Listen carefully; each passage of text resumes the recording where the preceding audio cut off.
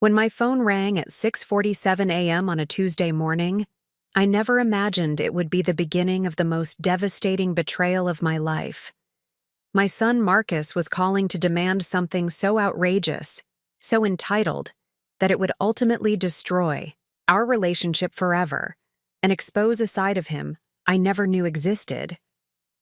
I was sitting in my small kitchen, sipping my morning coffee and watching the sunrise through the window of my modest two-bedroom apartment.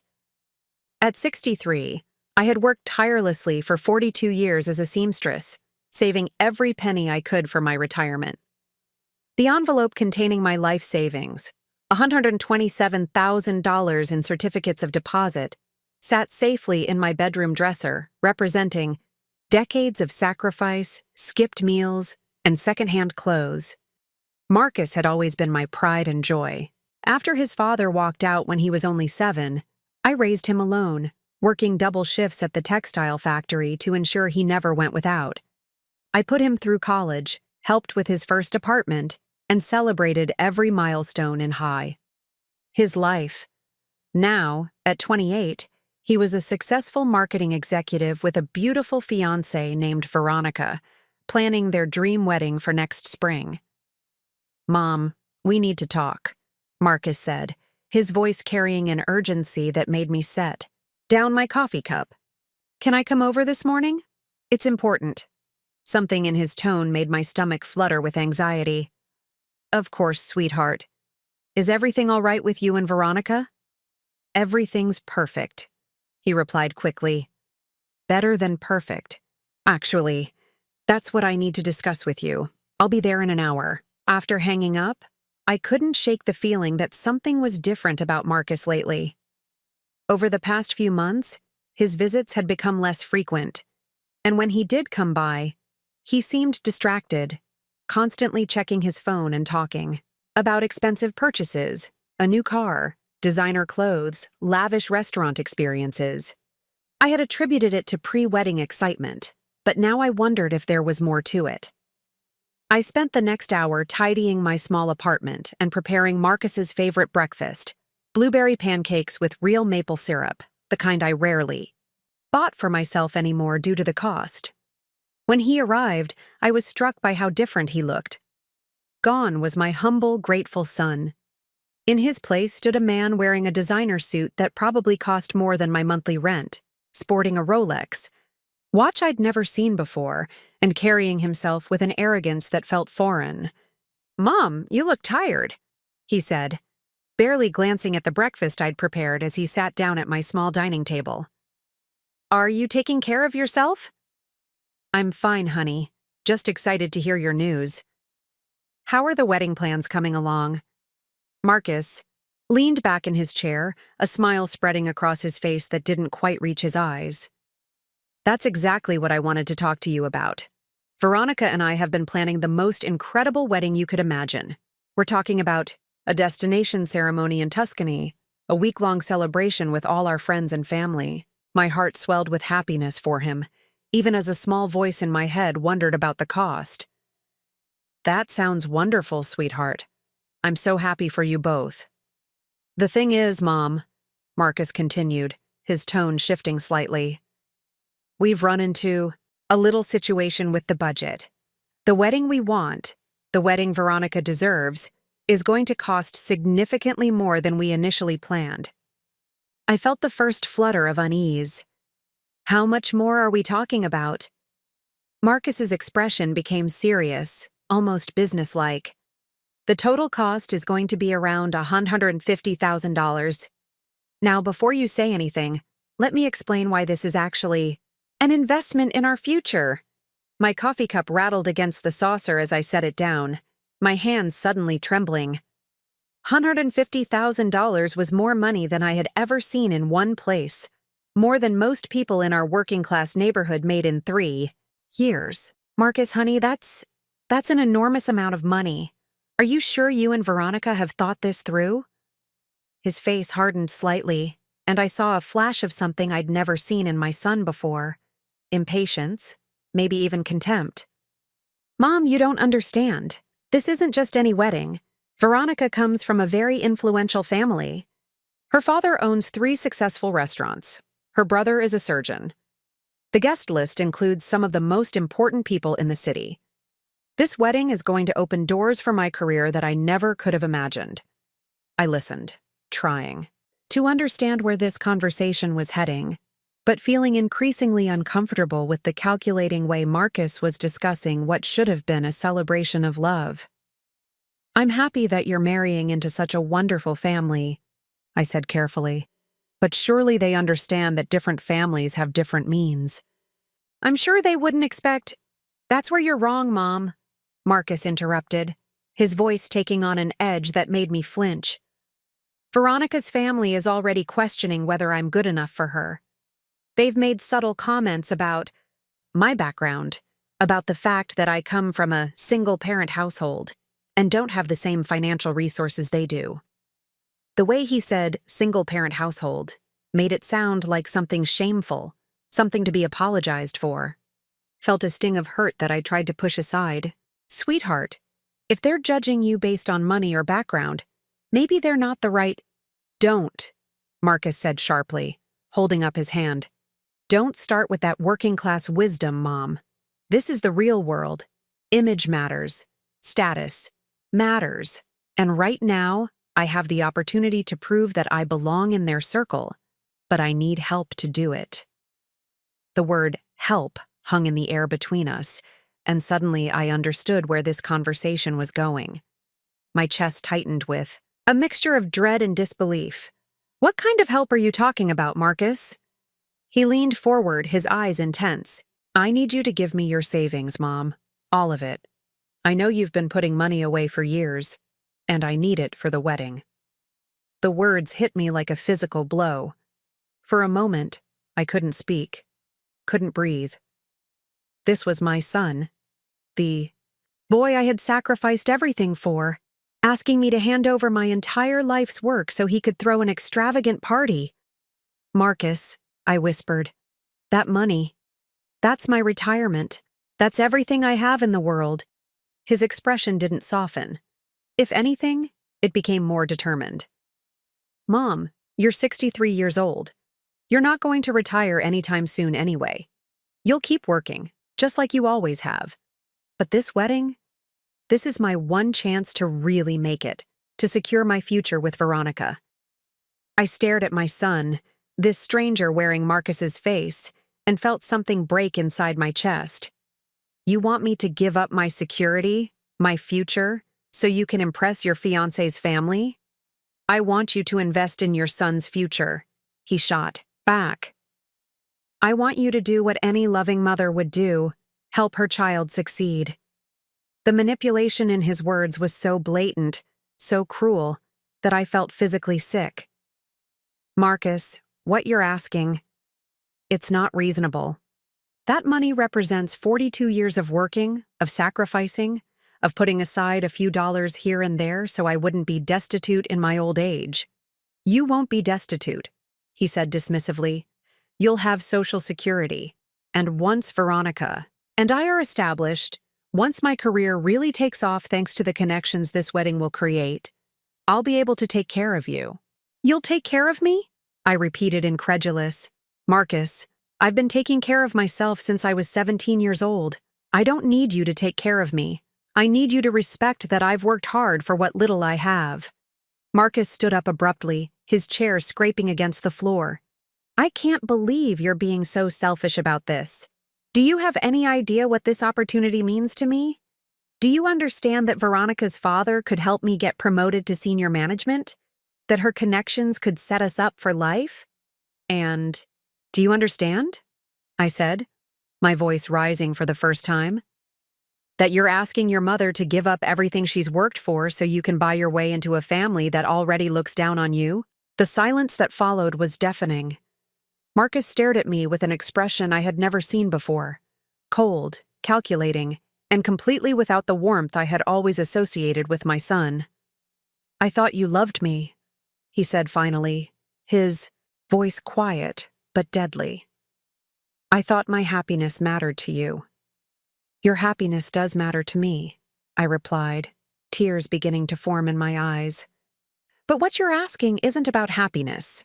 It's about greed and status and trying to be someone you're not. Marcus picked up his jacket and walked toward the door. When he turned back to face me, his expression was harder than I had ever seen it. You have 1 week to think about this, Mom.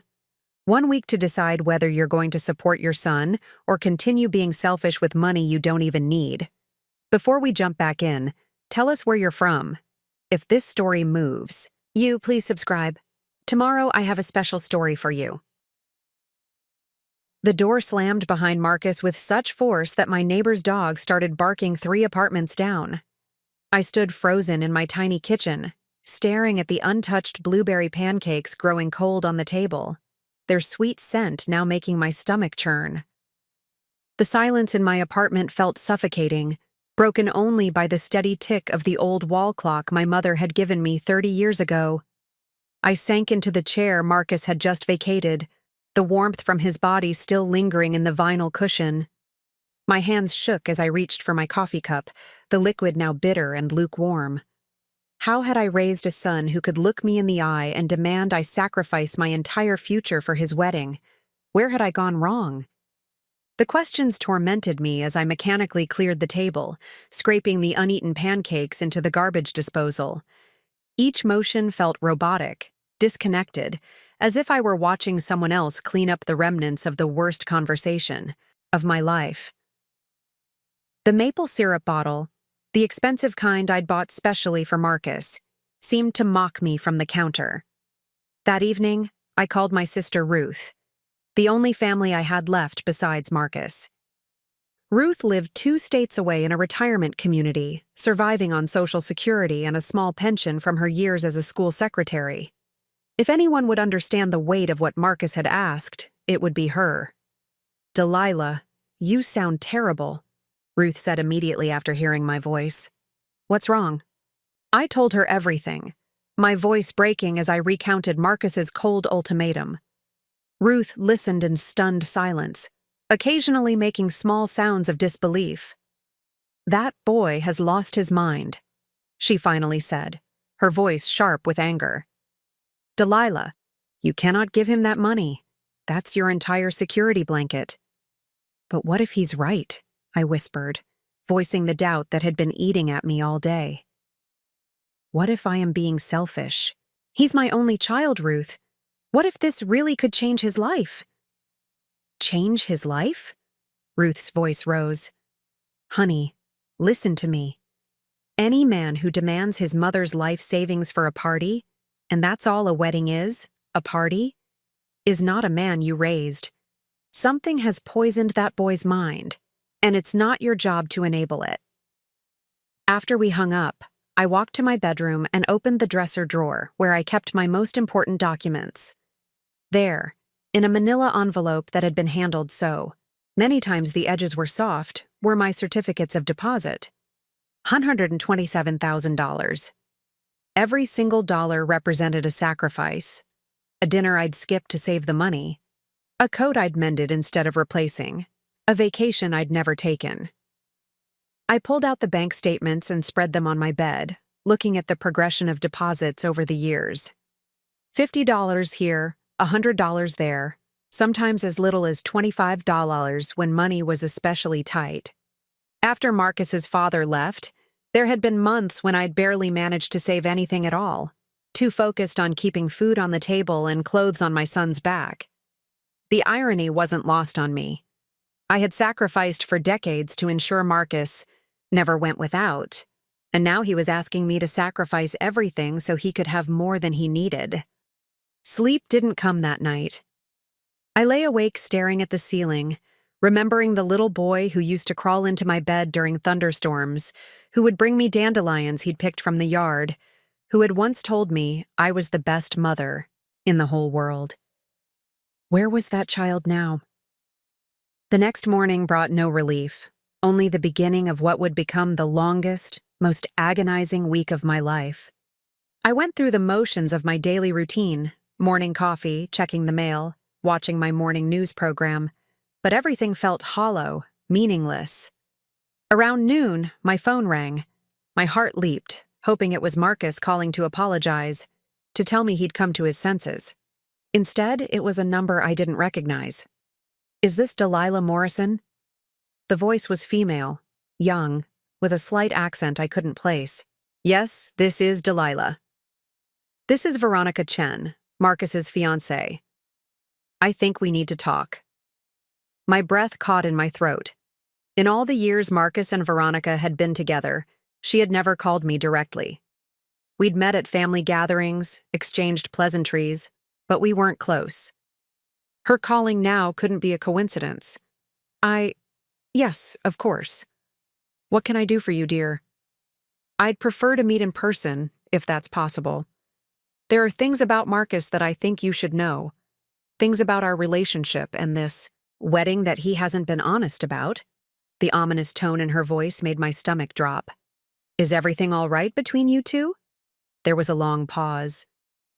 "Mrs. Morrison, I'm not even sure we're going to have a wedding at all. Can you meet me this afternoon? There's a coffee shop called Millions on 5th Street. Do you know it?" I knew it. A small, quiet place where the coffee was strong and the tables were far enough apart for private conversations. "Yes, I can be there. What time?" 2:00. "And Mrs. Morrison, please don't tell Marcus we're meeting." "Not yet." After she hung up, I sat staring at the phone, my mind racing. What could Veronica possibly need to tell me that Marcus hadn't? And why the secrecy? A cold dread began to settle in my chest as I realized that whatever I was about to learn would likely make this nightmare even worse. I arrived at Millions 15 minutes early, choosing a corner table where we could speak privately. When Veronica walked in, I was struck by how different she looked from the polished, confident woman I'd seen at family gatherings. Her usually immaculate appearance was subdued. Minimal makeup, her expensive handbag replaced with a simple tote, her posture uncertain. "Thank you for meeting me," she said as she sat down, declining my offer to buy her coffee. "I know this is unusual, but I didn't know who else to turn to." "What's going on, Veronica? Marcus said you were planning a wedding in Tuscany." Her laugh was bitter, completely devoid of humor. "Mrs. Morrison, there is no wedding in Tuscany. There's barely going to be a wedding at all." She leaned forward, her voice dropping to a whisper. "Marcus has been lying to both of us, and I only found out the truth yesterday." The coffee shop seemed to fade around us as I focused entirely on her words. "What kind of lies?" "The expensive wedding he described to you. The $150,000 budget? None of that was ever real. We had planned a simple ceremony at my parents' church with a reception at their restaurant. The total cost was going to be maybe $15,000, and my parents were happy to pay for it. I felt like the air had been sucked out of my lungs. Then why did he tell me? Because he's been gambling, Mrs. Morrison. Online poker, sports betting, you name it. He's lost everything. His savings, his 401k, even money he borrowed against. His credit cards. He's in debt for over $80,000, and the creditors are starting to call. The world tilted around me. My son, my Marcus, a gambling addict. That's not possible. He showed me his new car, his expensive clothes. All bought on credit, Veronica said sadly. He's been living a complete fantasy, trying to project success while secretly drowning in debt. The Rolex he wears? It's a fake he bought online for $200. I thought about the way Marcus had looked in my kitchen just yesterday. So confident, so successful. It had all been an elaborate lie. "How did you find out?" I asked, my voice barely above a whisper. "A debt collector called my apartment yesterday looking for him. When I confronted Marcus, he broke down and told me everything. Well, almost everything." Her eyes met mine. "He didn't mention that he was planning to ask you for money until I overheard him on the phone this morning, talking to someone about his foolproof plan to get his hands on your savings." The betrayal cut deeper than anything I had ever experienced. Not only had Marcus been lying about the wedding, but he had been planning to manipulate me all along. I was nothing more than a bank account to him, a final resource to exploit when his other schemes failed. "There's more," Veronica continued, and I braced myself for whatever additional horror she was about to reveal. The things he said about my family looking down on him? Also lies. My parents adore Marcus. They've always treated him like a son. They have no idea about his debts or his gambling problem. I closed my eyes, trying to process the magnitude of Marcus's deception. Every word he had spoken to me, every emotional manipulation, had been carefully crafted to extract my life savings. "Why? Are you telling me this?" I asked. Veronica's eyes filled with tears. "Because you don't deserve to be lied to and manipulated. And because—" She hesitated, then continued, "because I don't think I can marry someone who would do this to his own mother. The man I fell in love with would never ask you to give up your security for his mistakes." We sat in silence for several minutes, both lost in our own thoughts. Finally, I reached across the table and squeezed Veronica's hand. "Thank you for telling me the truth. I know it couldn't have been easy." She squeezed back, tears now flowing freely down her cheeks. "I'm so sorry, Mrs. Morrison. I'm sorry about all of it." As I drove home from the coffee shop, my phone rang. Marcus's name flashed on the screen, and for the first time since this nightmare began, I felt something other than hurt and confusion. I felt anger, pure, righteous anger at being manipulated and lied to by the person I loved most in the world. "Hello, Marcus." "Mom, I've been thinking about our conversation yesterday, and I want you to know that I understand this is a big decision for you." His voice was smooth, conciliatory, the tone of a practiced manipulator. "I don't want you to feel pressured. Take the full week to think about it." The audacity of his continued deception was breathtaking. Even now, knowing that I had spoken to Veronica, he was still maintaining his elaborate web of lies. "Marcus," I said, my voice steady despite the rage building inside me, "I think we need to have another conversation. Can you come over tonight?" "Of course, Mom. I'm glad you're willing to reconsider. I knew you'd come around once you realized how important this is to our family's future." Our family's future. The phrase made me want to scream. There would be no family future built on lies and manipulation, no relationship that could survive what he had tried to do to me. "Yes," I said quietly. "I think it's time we talked about the future." Marcus arrived at my apartment that evening carrying a bouquet of white roses, my favorite flowers, and wearing what I now realized was probably another fake smile to match his fake watch. The roses that once would have melted my heart now felt like another calculated manipulation, another prop in his elaborate performance. "These are beautiful, sweetheart," I said, accepting the flowers while studying his face. How had I never noticed the calculating look in his eyes before? Had it always been there, hidden beneath the loving sun facade? Or was this a recent development? "I know they're your favorite," he said, settling into the same chair he'd occupied yesterday. "Mom, I want to apologize for how I came across yesterday. I was stressed about the wedding planning, and I didn't explain things properly." I arranged the roses in a vase, taking my time, using the mundane task to center myself for what was coming. When I finally sat down across from him, I kept my expression carefully neutral.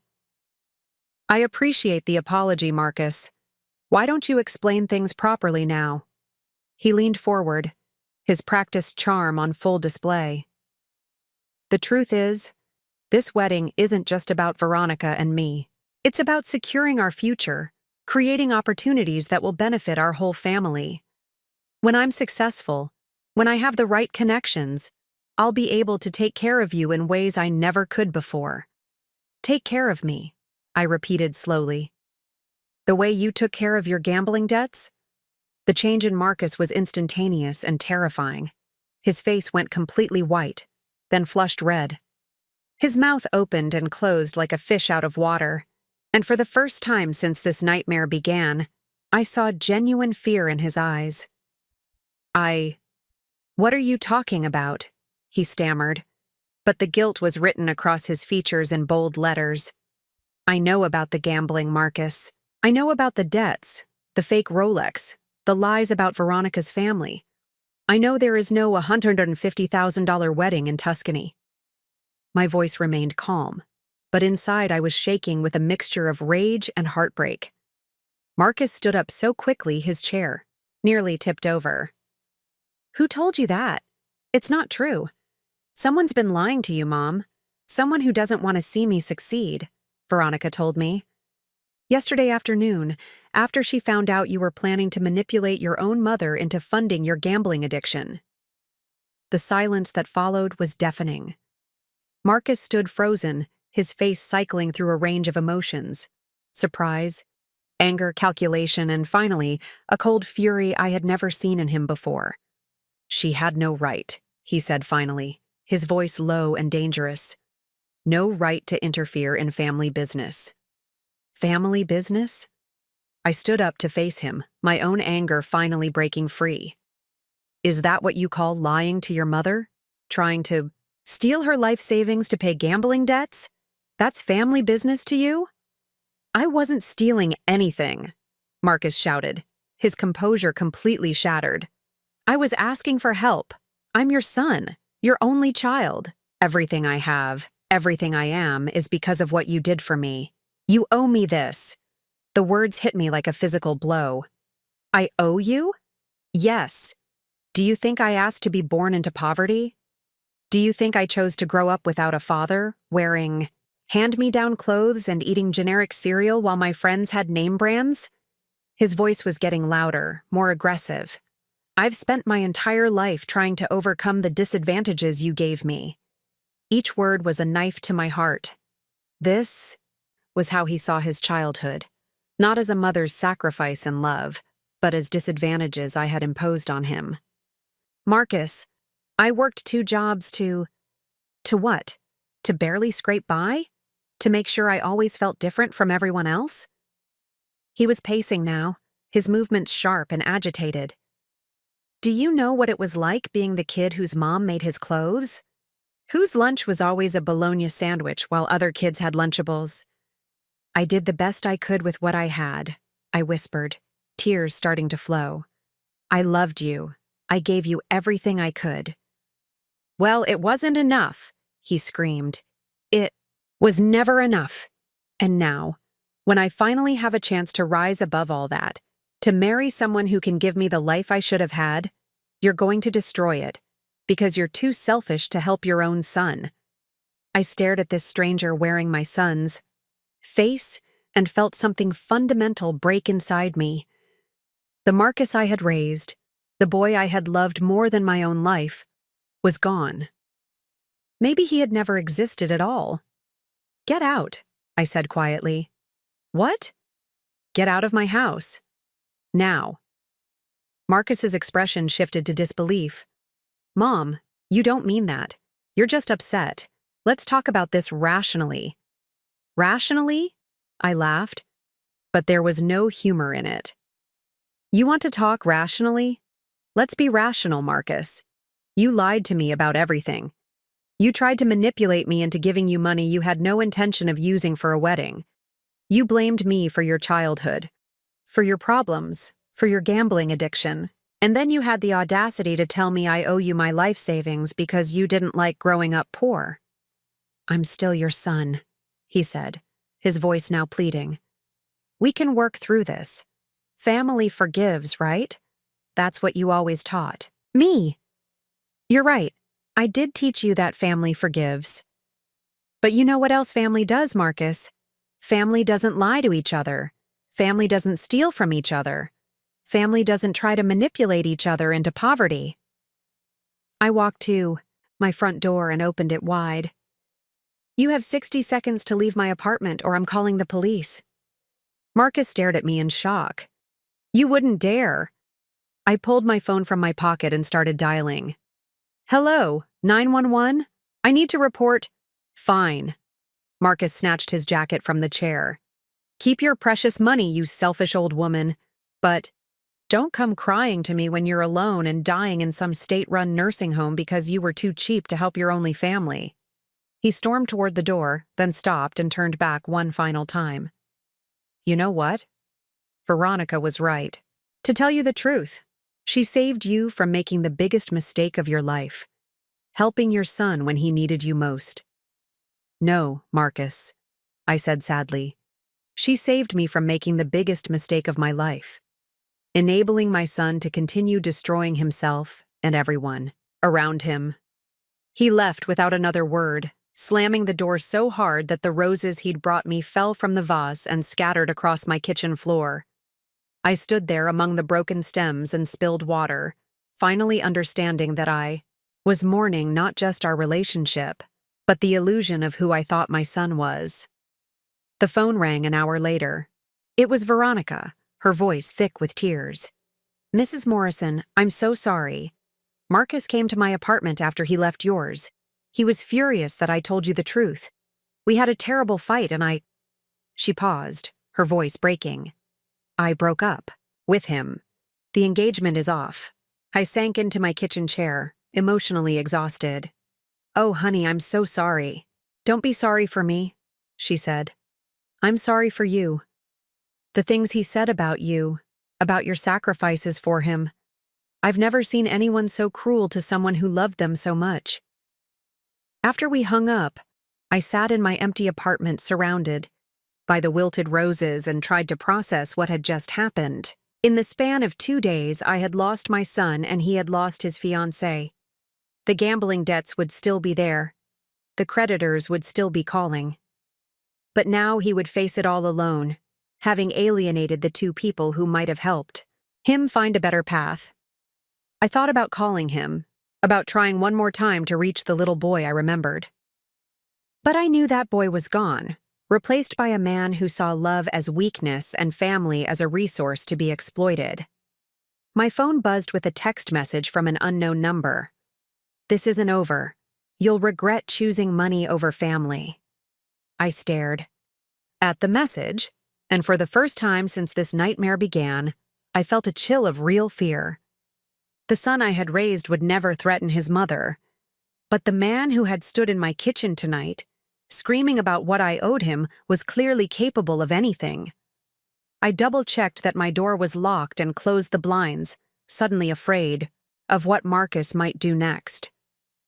As I prepared for what I knew would be another sleepless night, I couldn't shake the feeling that the worst was yet to come. 3 days passed without another word from Marcus, but the silence felt more ominous than peaceful. I found myself jumping at every unexpected sound, the neighbor's door closing, footsteps in the hallway, even the refrigerator cycling on. The threatening text message had shaken me more than I cared to admit, and I kept my phone close. Screenshot of those menacing words saved as evidence of how far my son had fallen. I was sorting through old photo albums on Friday morning, trying to understand where things had gone wrong, when my doorbell rang. Through the peephole, I saw a middle-aged man in a rumpled suit holding a clipboard. My heart sank as I recognized the type. Debt collector, process server, or some other harbinger of financial trouble. Mrs. Morrison?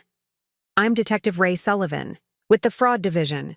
I need to speak with you about your son, Marcus Morrison. The word fraud hit me like ice water. I opened the door with trembling hands, noting the detective's kind but tired eyes. He'd probably delivered devastating news to countless mothers just like me. Please come in. What has Marcus done now?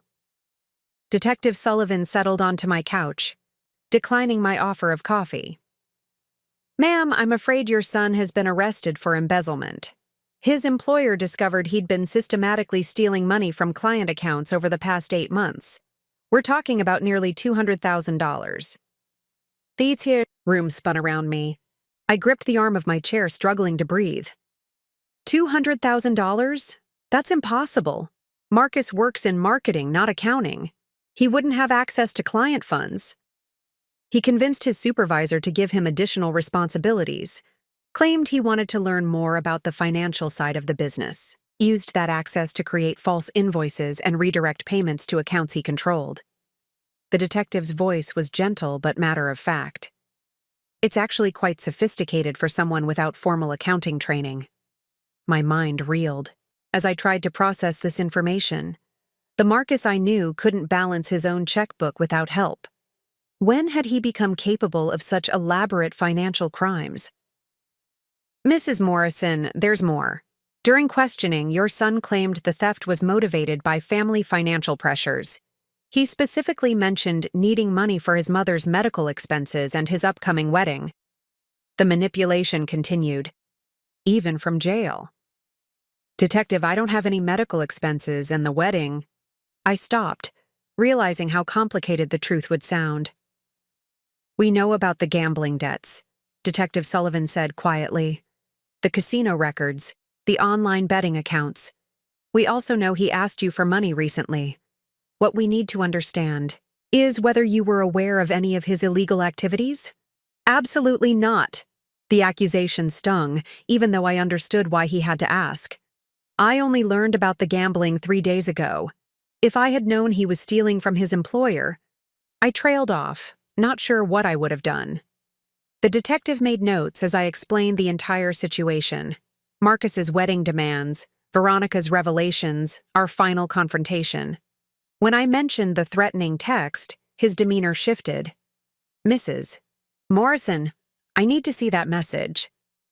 I showed him the screenshot, watching his expression darken. We'll need to investigate this as a potential witness intimidation charge. Has he contacted you since sending this?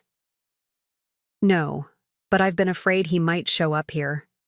The way he looked at me when he left, I'd never seen him so angry. Detective. Sullivan pulled out his business card. Ma'am, I want you to call me immediately if he contacts you again. Marcus is currently being held without bail due to flight risk, but that could change. And given his escalating behavior pattern, you think he's dangerous? I think he's desperate, and desperate people make unpredictable choices. The man you described confronting you sounds very different from the son you raised. Addiction and financial pressure can change people in frightening ways. After the detective left, I sat alone with the crushing weight of what my son had become. Not just a gambling addict or a liar, but a criminal who had stolen from his own employer and then tried to blame his crimes on family obligations. The worst part was knowing that somewhere in his twisted logic, he probably believed his own lies. My phone rang around noon.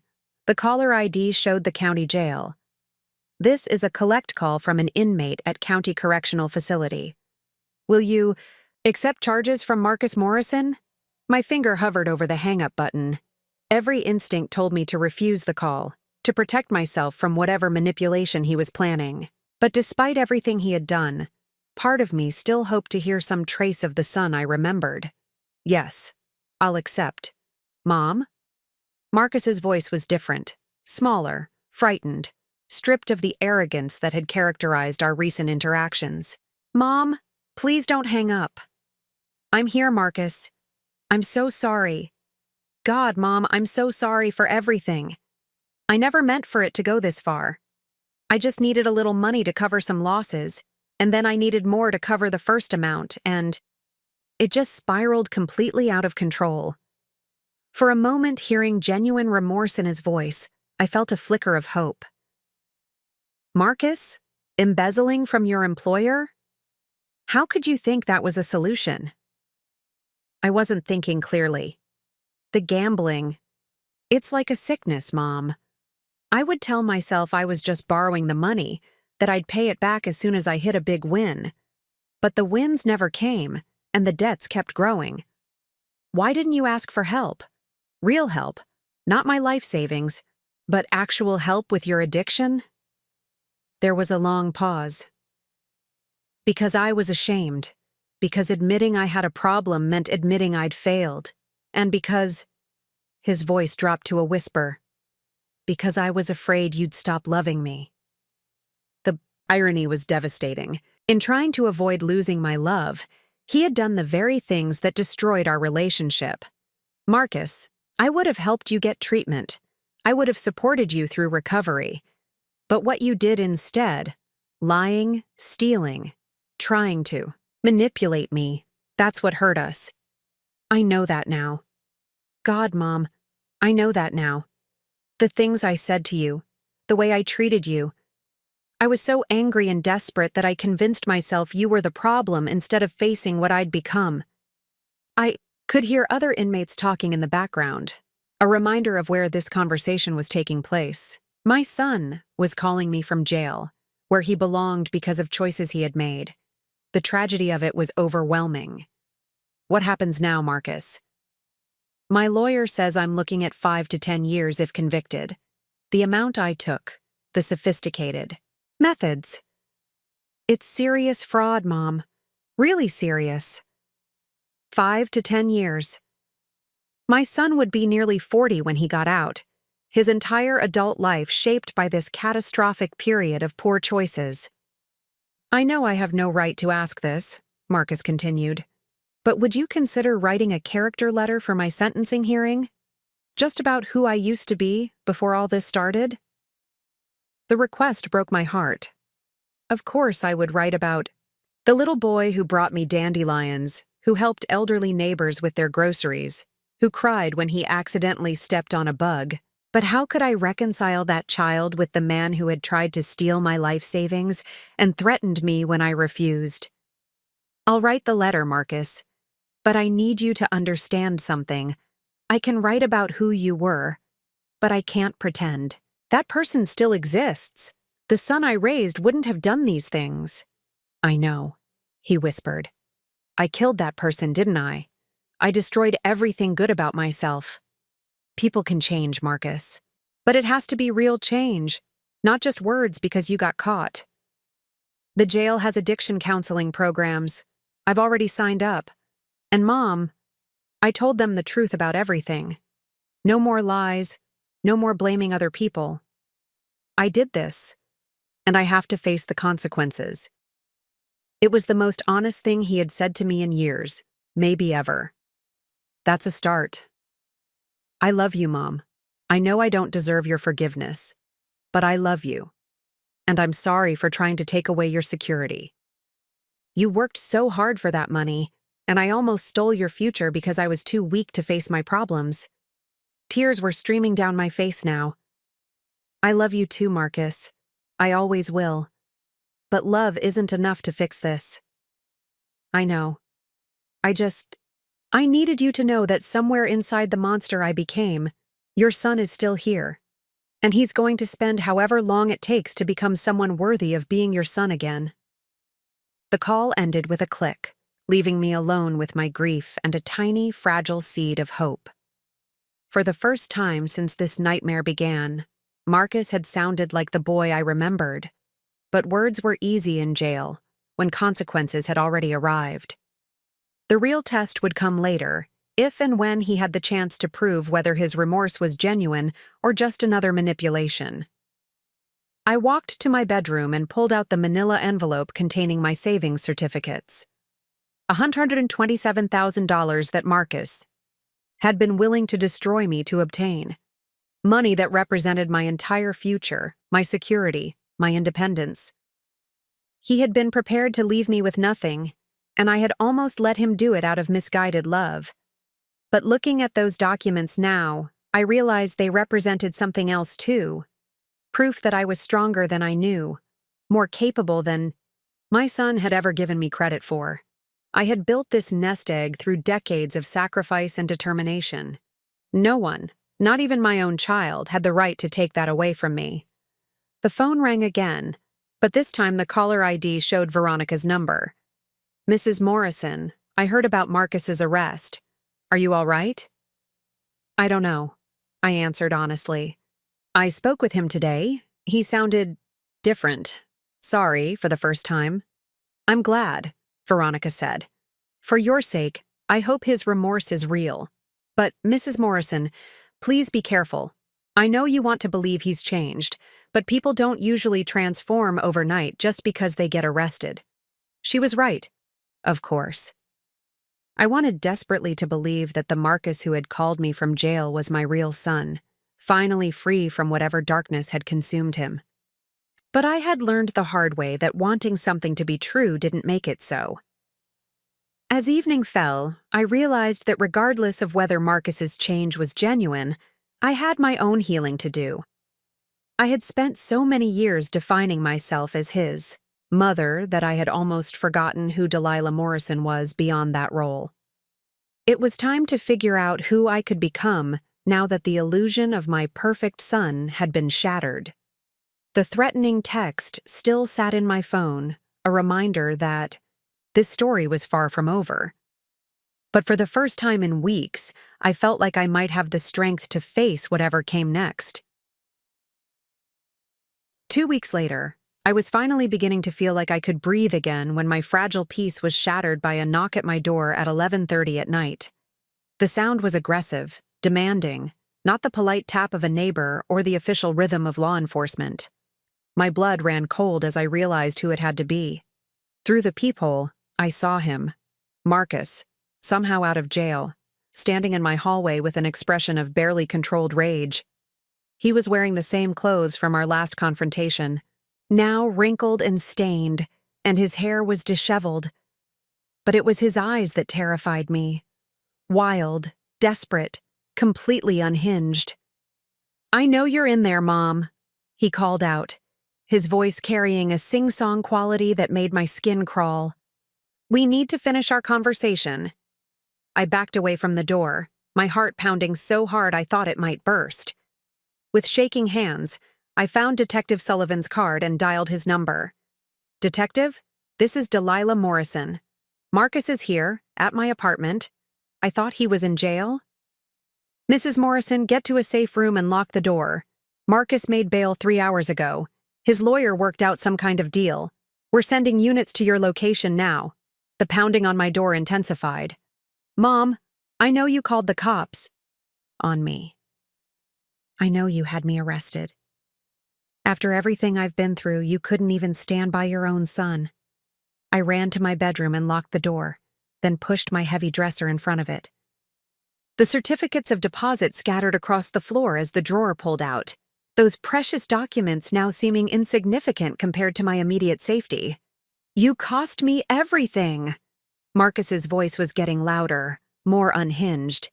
"Veronica won't even talk to me. I lost my job, my reputation, my future.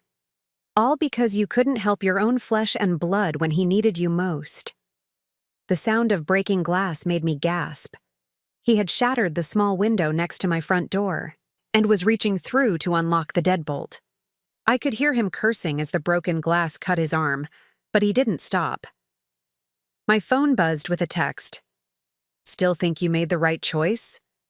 Even while breaking into my apartment, he was sending me messages. The calculated cruelty of it was more frightening than the physical threat. "Marcus, please," I called out, hoping to reason with him. "You're only making things worse for yourself. The police are coming." "Good," he screamed back. "Maybe they'll finally hear the truth about what kind of mother abandons her son in his darkest hour." The front door opened with a bang, and I heard his footsteps in my living room.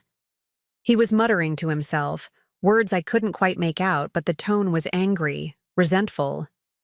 I pressed my back against the barricaded bedroom door and prayed the police would arrive before he figured out how to get through it. "I found your hiding place, didn't I, Mom?" His voice was right outside my bedroom now. Just like when I was little and we played hide and seek. Remember that? Remember when you actually cared about spending time with your son? The manipulation was still there, even in his madness, trying to invoke happy memories to make me feel guilty for protecting myself from his violence. This story took us a long time. If you like it, subscribe. Now back to the story. Marcus, I did care. I sacrificed everything for you. But what you're doing now isn't something a loving son does to his mother. Loving son? He laughed, but there was no humor in it, only bitterness. You want to talk about love? Let's talk about how you chose money over family, how you let me get arrested instead of helping me fix my problems. I couldn't fix your problems with my life savings, Marcus. That money wouldn't have covered your debts or stopped your gambling addiction. It would have just enabled you to hurt more people. The doorknob rattled violently as he tried to force it open. When that didn't work, he began throwing his weight against the door. The wood frame groaned under the impact, and I realized my barricade wouldn't hold much longer. "You're going to give me that money tonight, Mom. Every penny of it. Consider it payment for all the years you failed me as a mother." "Even if I wanted to, Marcus, the banks are closed. The certificates are locked in safe deposit boxes. There's no way to access that money tonight." "Liar!" The assault on the door intensified. "You keep everything in that dresser. I've seen you count it, organize it, obsess over it like Scrooge with his gold coins." He was partially right. I did have copies of the certificates in my dresser, along with account numbers and contact information. But the actual money was safely in the bank, beyond his reach even if he managed to break down my door. Suddenly, the pounding stopped. The silence was somehow more terrifying than the violence had been. I strained to hear what he was doing, whether he had given up or was planning something worse. "You know what, Mom?" His voice was calm now, conversational, which scared me more than his screaming had. "I've been thinking about this all wrong. You're 63 years old. You're going to die in the next 20 years anyway. What do you really need all that money for?" The casual way he discussed my death made me feel sick. This wasn't grief or desperation talking anymore. This was something much darker. "I could make this quick and painless," he continued. "A heart attack, maybe. The stress of your son's legal troubles finally catching up with you. No one would question it. And then, as your only heir, I'd inherit everything anyway." I couldn't breathe. My own son was threatening to kill me for my savings, discussing it like a business transaction. The Marcus I had raised was truly gone, replaced by something monstrous. Phew. Sound of sirens in the distance gave me the first hope I'd felt since this nightmare began. But would they arrive in time? "Hear that, Marcus?" I called out, trying to keep my voice steady. "The police are almost here. You can still walk away from this. Don't make it worse than it already is." "Worse?" He laughed again, that terrible sound devoid of any sanity. "Mom, I'm facing 10 years in prison for embezzlement. My life is already over. What's one more charge?" I heard footsteps moving away from my door, then the sound of drawers being pulled out in my kitchen. He was looking for something, maybe a knife, maybe tools to break down my door more effectively. Either way, I was running out of time. My phone rang. Detective Sullivan calling back. "Mrs. Morrison, are you still secure?" "He's in my apartment," I whispered. "He broke the window to get in. He's been threatening to kill me for the money." "Units are 30 seconds out. Stay where you are. Stay quiet." But Marcus had heard me talking. His footsteps were coming back toward my bedroom, faster now, more purposeful. "Talking to your cop friends, Mom? Telling them what a terrible son you have?" His voice was getting closer. "Why don't you tell them how you drove me to this? How you refused to help me when I was drowning?" The bedroom door shuddered under a massive impact. He wasn't just throwing his shoulder against it anymore. He had found something heavy to use as a battering ram. "Tell them how you chose money over your own child." Another impact, and I heard wood splintering. "Tell them how you destroyed our family because you were too selfish to share." The dresser scraped across the floor as the door began to give way. I could see Marcus's face through the growing crack, twisted with rage and desperation. In his hand was a large kitchen knife. My carving knife, the one I used for holiday dinners. "Last chance, Mom. Transfer the money to my account right now, or I'll do what I should have done years ago." What you should have done years ago. Despite my terror, I was curious about what he meant. "Put you out of your misery. You've been a burden on everyone your whole life. Dad left because of you. I've been stuck taking care of you for years. Maybe it's time someone did the world a favor."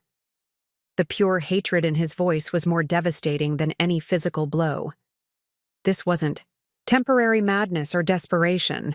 This was how he really saw me, had perhaps always seen me. Not as a mother who sacrificed for him, but as an obligation, a burden, an obstacle to his happiness. The sound of heavy footsteps in my hallway meant the police had finally arrived. "Police, drop your weapon!" Marcus's face disappeared from the crack in the door. I heard shouting, the sounds of a struggle, something heavy hitting the wall. Then silence. "Mrs. Morrison, this is Detective Sullivan. You're safe now. Please move away from the door so we can get you out." With trembling hands, I pushed the dresser aside and unlocked what remained of my bedroom door. Detective Sullivan was there with 2 uniformed officers, all of them looking grim. "Where is he?" I asked. "In custody." "Mrs. Morrison, I need to ask. Did he actually threaten to kill you for the money?" I nodded, too shaken to speak coherently. One of the officers was taking photos of the damage. The broken window, the splintered door, the knife Marcus had dropped when they tackled him. "That's attempted murder, witness intimidation, breaking and entering, and violation of bail conditions," Detective Sullivan said. "He won't be getting out again." As I sat in my destroyed living room giving my statement, I kept thinking about Marcus's words. I should have done this years ago. Had he always harbored this resentment? Had every hug, every "I love you," every moment of apparent affection been a lie? The paramedics wanted to take me to the hospital for evaluation, but I refused. What I needed wasn't medical treatment. It was time to process the fact that my son had just tried to kill me for money he wasn't even entitled to. As the police finished their work and left, I stood alone in my damaged apartment, surrounded by the scattered certificates of deposit that had nearly cost me my life. Tomorrow, I would have to find a new place to live. This apartment would never feel safe again. I would have to testify at Marcus's trial, facing him in court while he was charged with trying to murder his own mother. But tonight, I was alive. Battered, traumatized, and heartbroken, but alive. And for the first time since this nightmare began, I understood that the money I had worked so hard to save wasn't just my security. It was my independence, my dignity, and my right to exist without being victimized by someone who should have protected me. Marcus had lost everything in his quest to take what was mine. And tomorrow, I would begin the process of rebuilding a life free from his manipulation, his threats, and his twisted sense of entitlement. The mother who would have given him anything was gone, replaced by a woman who finally understood the difference between love and enabling destruction. The next morning, I woke up in a hotel room I barely remembered checking into, my body aching as if I'd been in a car accident. Every muscle was tense from hours of terror, and my hands still shook when I tried to hold my coffee cup. The local news was playing on the television, and I watched in surreal detachment as they reported on Marcus's arrest. A local marketing executive was charged with attempted murder after allegedly breaking into his mother's apartment and threatening to kill her for her life savings. The suspect was already facing embezzlement charges. There it was, my family's destruction broadcast for the entire city to see. I fumbled for the remote and turned it off, unable to bear hearing my nightmare reduced to a 30-second news segment. My phone had been buzzing constantly since 6 a.m. Reporters wanting statements, neighbors expressing shock, former coworkers offering support. But the call I'd been dreading finally came at 8:15.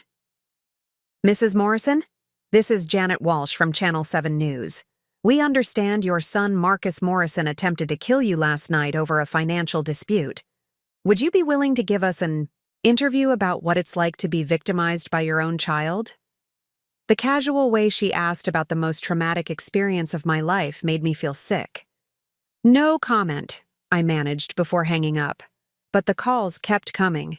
How had they gotten my number so quickly? Then I remembered, Marcus probably had my contact information listed as his emergency contact at work, at his apartment, everywhere. Now, those same organizations were giving it out to anyone who asked. I was screening my 4th call of the morning when there was a gentle knock at my hotel room door.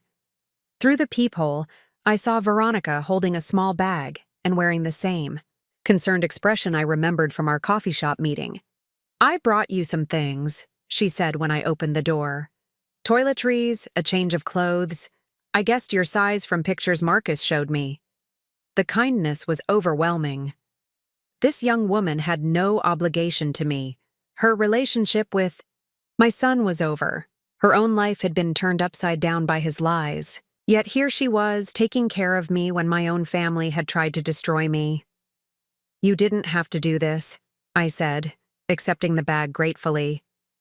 "Yes, I did. Mrs. Morrison, I can't stop thinking about what almost happened to you. If the police had been just a few minutes later." She shuddered. "I feel responsible somehow, like I should have seen how dangerous he was becoming." We sat together on the hotel room's small couch, and for the first time since this nightmare began, I felt less alone. Veronica told me she'd been staying with her parents since breaking up with Marcus, trying to process her own trauma from discovering who he really was. "The man I fell in love with couldn't have done what he did to you," she said. "I keep wondering if that person ever existed at all, or if I was just seeing what I wanted to see." "I've been asking myself the same question," I admitted. "Was the loving son I raised real, or was I fooling myself for 28 years? "Maybe both versions were real," Veronica suggested. "Maybe people can become someone completely different when they're desperate enough or addicted enough. That doesn't excuse what he did, but it might explain how we both got fooled." Her theory offered some comfort, but it also raised disturbing questions. If Marcus could hide his true nature so completely for so long, what else might he be capable of? Even locked up, the thought of him made me shudder. "Mrs. Morrison, there's something else I need to tell you. Something I discovered after his arrest." Veronica's expression grew troubled. "I went to his apartment to get some of my things, and I found something disturbing." She pulled out her phone and showed me a photo of a notebook filled with Marcus's handwriting. Even from the small screen, I could see my name written over and over, along with what looked like floor plans and financial calculations. "He'd been planning this for months," Veronica continued. "Not just asking for your money, but taking it by force if necessary. There are detailed notes about your daily routine, your apartment layout, even research into how long it would take for someone to find your body if—" She couldn't finish the sentence, but she didn't need to. My son had been planning my murder with the same methodical approach he'd used to embezzle from his employer. This wasn't a desperate act of the moment. It was premeditated, calculated evil. "The police need to see this," I whispered. "I already gave them copies. Detective Sullivan said it proves premeditation, which makes the charges even more serious. Mrs. Morrison, he was never planning to just ask you for the money. He was planning to kill you from the beginning and make it look like an accident." The hotel room felt like it was spinning around me. Every interaction I'd had with Marcus over the past few months took on a sinister new meaning. Had he been studying me, looking for weaknesses, planning my death even while bringing me flowers and calling me Mom? "How long?" I asked. "How long?" Was he planning this? Veronica checked her phone. "The earliest entries in the notebook are from 6 months ago, right around the time his gambling debts started getting really serious. 6 months. For half a year, my son had been planning to murder me for my savings while I worried about his wedding stress and tried to be supportive. The betrayal cut deeper than anything I'd experienced before. My phone rang, Detective Sullivan calling with an update. "Mrs. Morrison, I have news about Marcus's case. The district attorney is filing additional charges based on evidence found in his apartment. We're talking about first-degree attempted murder with premeditation, plus conspiracy charges related to his original plan. What does that mean for his sentence? If convicted on all charges, he's looking at 25 to life. No possibility of parole for at least 15 years. The detective paused. "Mrs. Morrison, I need to ask. Are you prepared to testify against him?" This case will likely go to trial, and your testimony will be crucial. The thought of facing Marcus in court, of reliving that terrifying night in front of strangers while he sat just feet away, made me feel sick. But the alternative, letting him potentially get away with planning my murder, was worse. "I'll testify," I said. "Whatever it takes to make sure he can never hurt anyone else."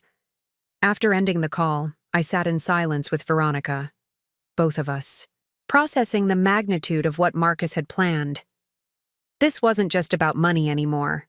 It was about a fundamental evil that had been growing inside him while he wore the mask of a loving son. "I need to see my apartment," I said suddenly. "I need to get my important documents and figure out what can be salvaged." "Are you sure you're ready for that?" I wasn't ready, would probably never be ready. But I couldn't hide in this hotel room. Forever, couldn't let Marcus's actions completely paralyze me. I had survived his attempt to kill me. Now I needed to survive the aftermath. The apartment looked even worse in daylight. The broken window had been boarded up by maintenance, but cold air still seeped through the gaps.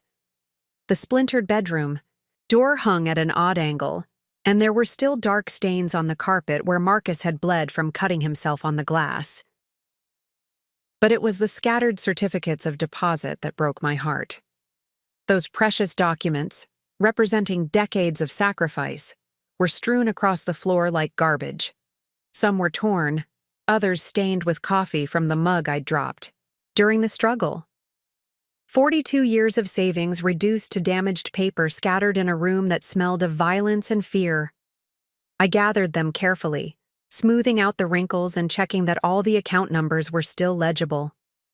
The money itself was safe in the bank, but seeing these documents damaged felt symbolic of everything Marcus had tried to destroy. "Mrs. Morrison?" A voice from the doorway made me jump. It was my neighbor, Mrs. Chen, holding a casserole dish and wearing an expression of deep concern. "I brought you some food, dear. And I wanted you to know, we all heard what happened. If you need anything at all, just ask." The kindness from this near stranger contrasted sharply with the cruelty I'd received from my own son. "Thank you, Mrs. Chen. That's very thoughtful. That boy of yours." She shook her head sadly. "I remember when he was small, how polite he always was, how proud you were of him. It's hard to understand how someone can change so completely." After she left, I continued sorting through my belongings, trying to decide what could be salvaged and what needed to be replaced. Most of my furniture was damaged, either from Marcus's rampage or from the police response. The couch where I'd spent so many evenings reading had deep gouges from the knife he'd wielded.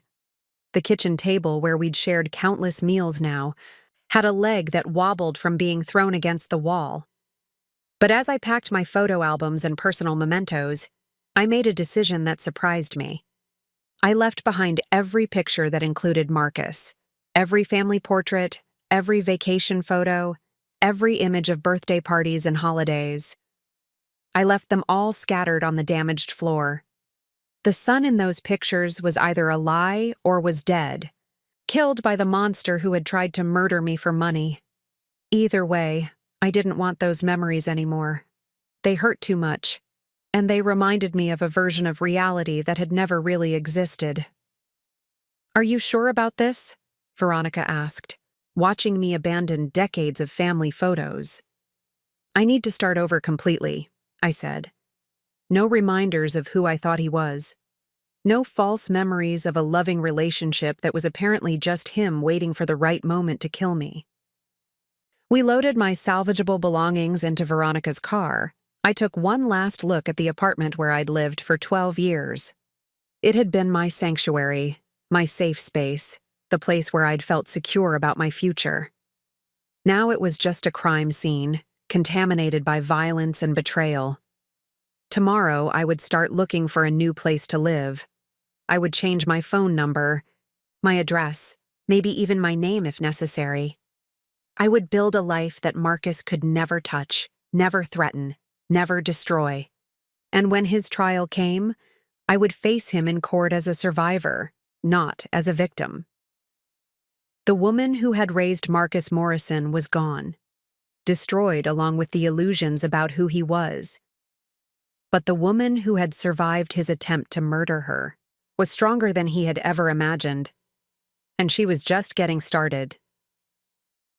3 months later, I was finally starting to feel human again when the call came that would test every ounce of strength I'd rebuilt. I was in my new apartment, a second-floor unit in a building with excellent security and neighbors who looked out for each other, when my lawyer called with news about Marcus's case. "Delilah, we need to talk. Marcus's attorney has made a plea offer that the district attorney wants to discuss with you before responding." I set down my coffee cup, my hand trembling slightly. Even months later, any mention of Marcus could still trigger the physical memories of that terrifying night. What kind of plea offer? He's willing to plead guilty to aggravated assault and embezzlement in exchange for dropping the attempted murder charges. He'd serve 8 to 12 years instead of the potential life sentence. The casual way my lawyer discussed reducing my son's punishment for trying to kill me was staggering. They want to let him plea down from attempted murder? The district attorney is concerned about proving premeditation beyond a reasonable doubt.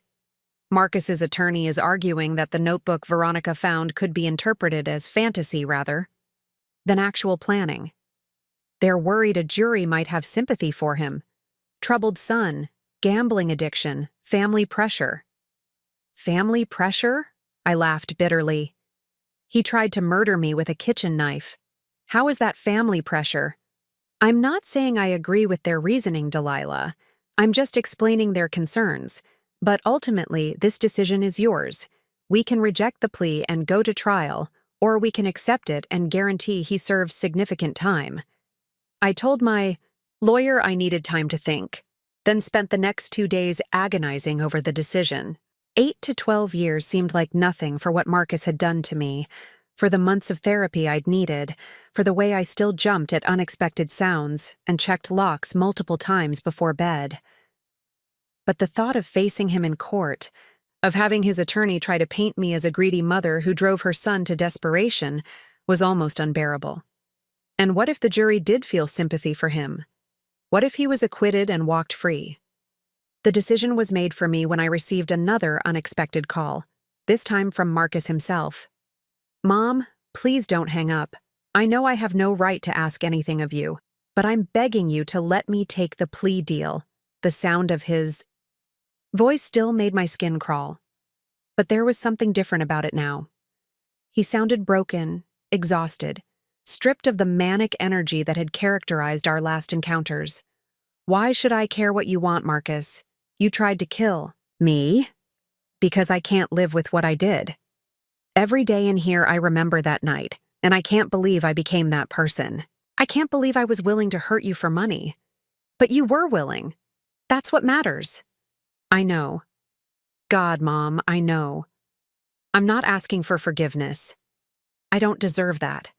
I'm asking for you to let me accept responsibility without putting you through a trial.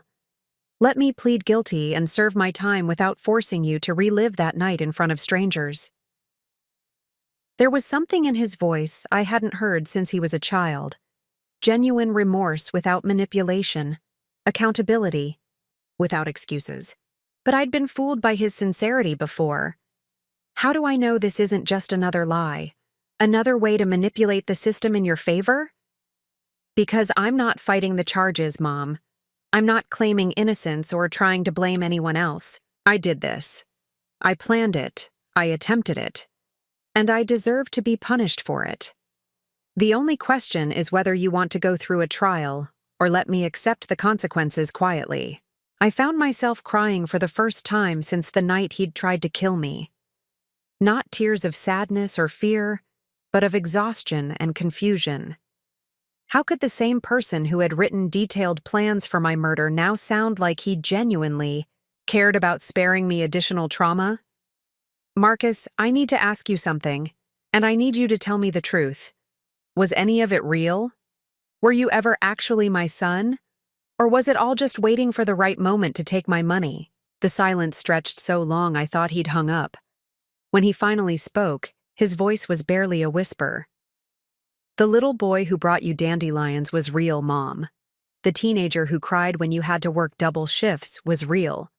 The addiction, and the desperation and the evil I became, that was real too. I wish I could tell you which version was the real me, but I honestly don't know anymore. When did it change?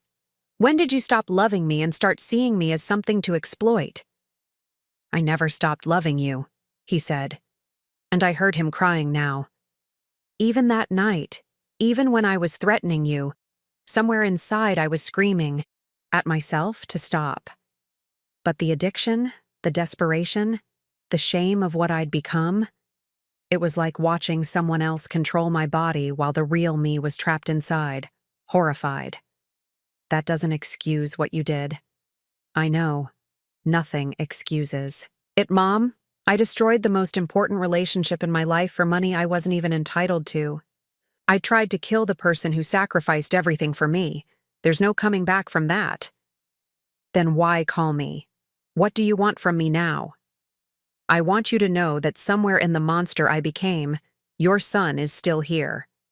And he's going to spend the rest of his life trying to become someone worthy of the love you gave him, even if he can never earn your forgiveness. After he hung up, I sat in my secure apartment, surrounded by the new life I'd built, and tried to process what I'd heard.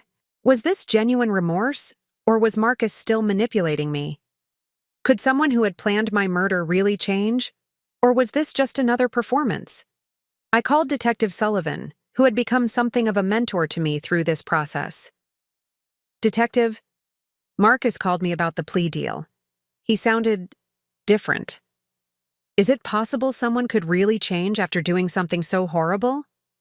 Mrs. Morrison, I've been working cases like this for 20 years. In my experience, people can change, but it usually takes a lot more than a few months in jail. Real change is a process that takes years, maybe decades. And sometimes people just get better at hiding who they really are. So you think he's still lying? I think he's telling you what he believes to be true in this moment. Whether that's genuine transformation or just another phase of his addiction to manipulation, I can't say. What I can tell you is that your safety and peace of mind matter more than his rehabilitation. That evening, I made my decision. I called my lawyer and told him to accept the plea deal, not because I believed Marcus had truly changed, but because I wanted to close this chapter of my life. I wanted to move forward without the trauma of a trial, without months of reliving the worst night of my life in front of strangers. Marcus would serve 8 to 12 years, enough time for me to rebuild my life completely, to become someone new without the shadow of his crimes hanging over me. And if he truly was sincere about changing, that time would give him the opportunity to prove it through his actions rather than his words. A week later, I attended the plea hearing, the first time I'd seen Marcus since the night he tried to kill me. He looked smaller somehow, diminished. The arrogance and manipulation that had characterized our recent interactions were gone, replaced by something that looked like genuine shame. When the judge asked if he had anything to say before accepting his plea, Marcus stood and spoke without looking at me. Your Honor, I want to make it clear that my mother is not responsible for any of my actions. She was a loving, devoted parent who sacrificed everything for me. The crimes I committed against her and against my employer were the result of my own weakness, addiction, and moral failures. She doesn't deserve any blame for what I became. It was the first time in years that Marcus had taken full responsibility for his actions without trying to shift blame or manipulate sympathy. Whether it was genuine or not, hearing him publicly absolve me of responsibility lifted a weight I hadn't realized I'd been carrying. As they led him away in handcuffs, Marcus turned briefly and met my eyes. He mouthed the words, "I'm sorry." Not performatively, not as part of some grand gesture, but quietly, sincerely. Then he was gone, and I was finally free to begin the next chapter of my life. Walking out of that courthouse, I realized that the woman who had raised Marcus Morrison was truly dead.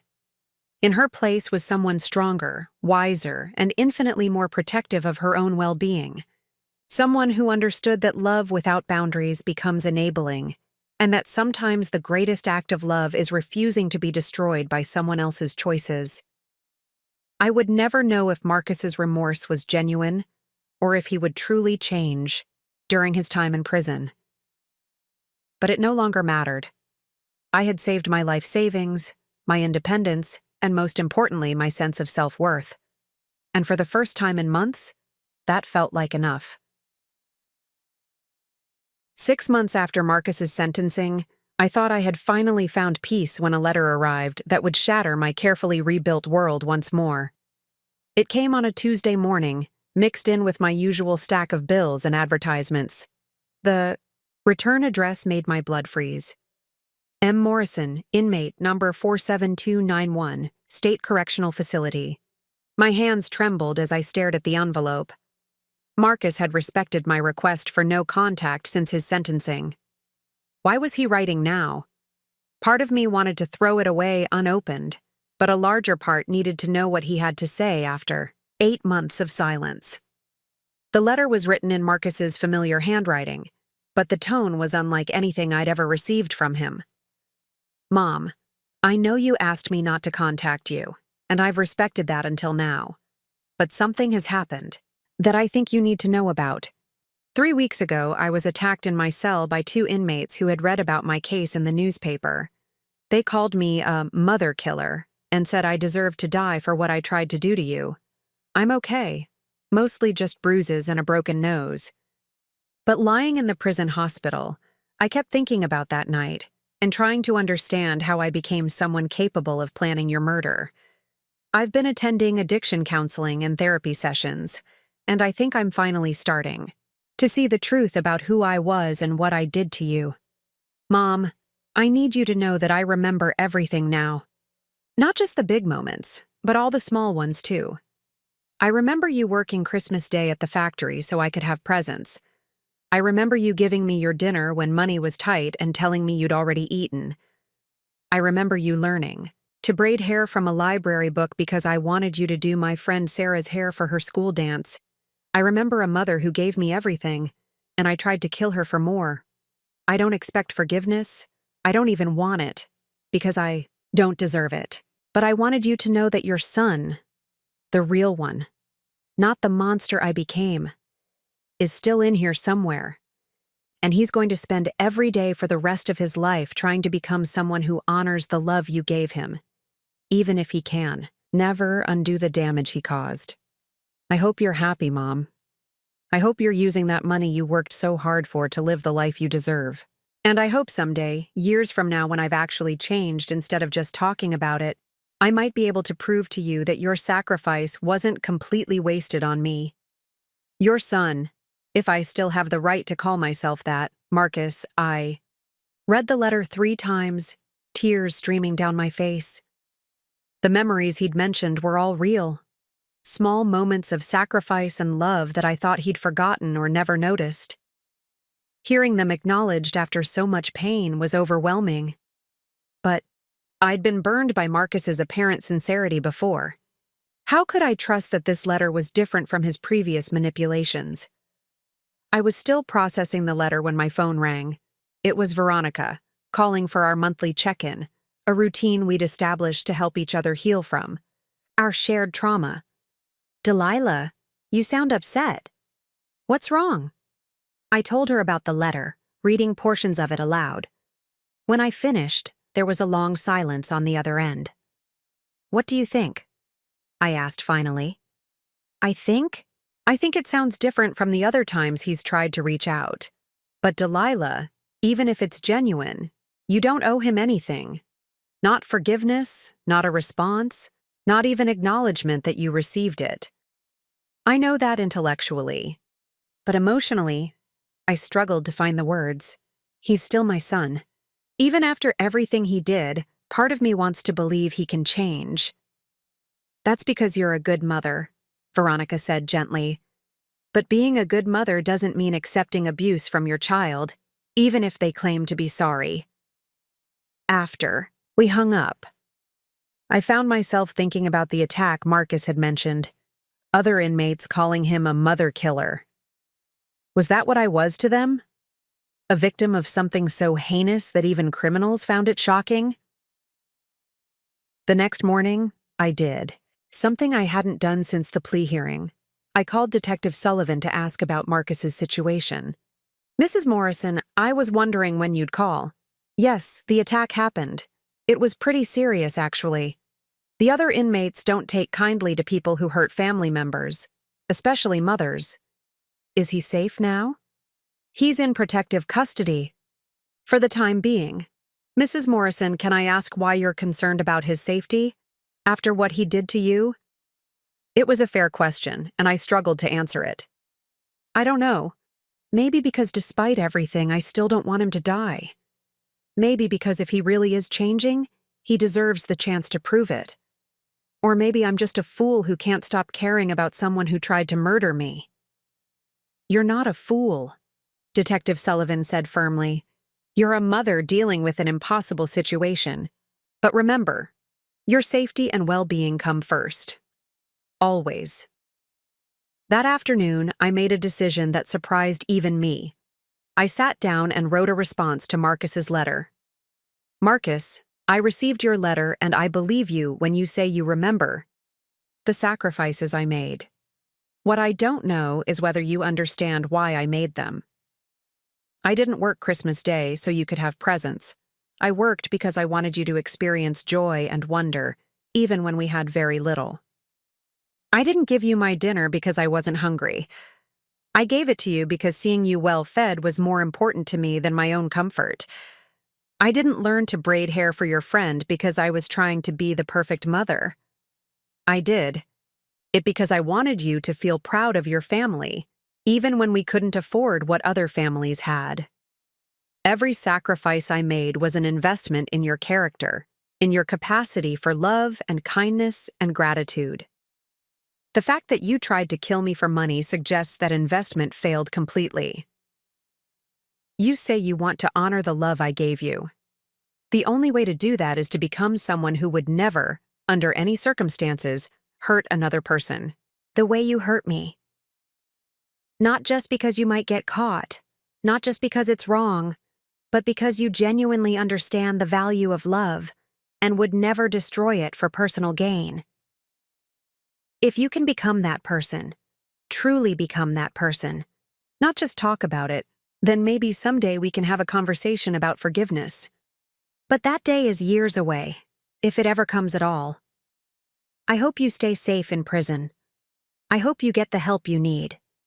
And I hope you understand that loving someone doesn't mean accepting their abuse. Your mother. Because that's what I'll always be, even if you're no longer my son, Delilah. I sealed the letter before I could change my mind, knowing it might be a mistake, but feeling like I needed to say those things. Whether Marcus had truly changed or not, I had changed. I was no longer the woman who would accept manipulation and guilt in the name of maternal love. 2 weeks later, another letter arrived from Marcus. This one was shorter. "Mom, thank you for responding. You're right about everything. I can't just talk about change. I have to live it. I'm going to spend the next few years proving to myself and to you that I can become someone worthy of the mother who raised me. I won't write again unless you tell me it's okay. I love you, and I'm sorry for everything I destroyed. Marcus." Reading that letter, I felt something I hadn't experienced since this nightmare began. A tiny spark of hope. Not hope that Marcus and I would reconcile, not hope that our relationship could ever be repaired, but hope that maybe the little boy I'd raised wasn't completely gone. Maybe he could still become someone good, even if it was too late for us. That evening, I called my sister Ruth to tell her about the letters. Her response was typically direct. "Delilah, honey, I think you need to be very careful here.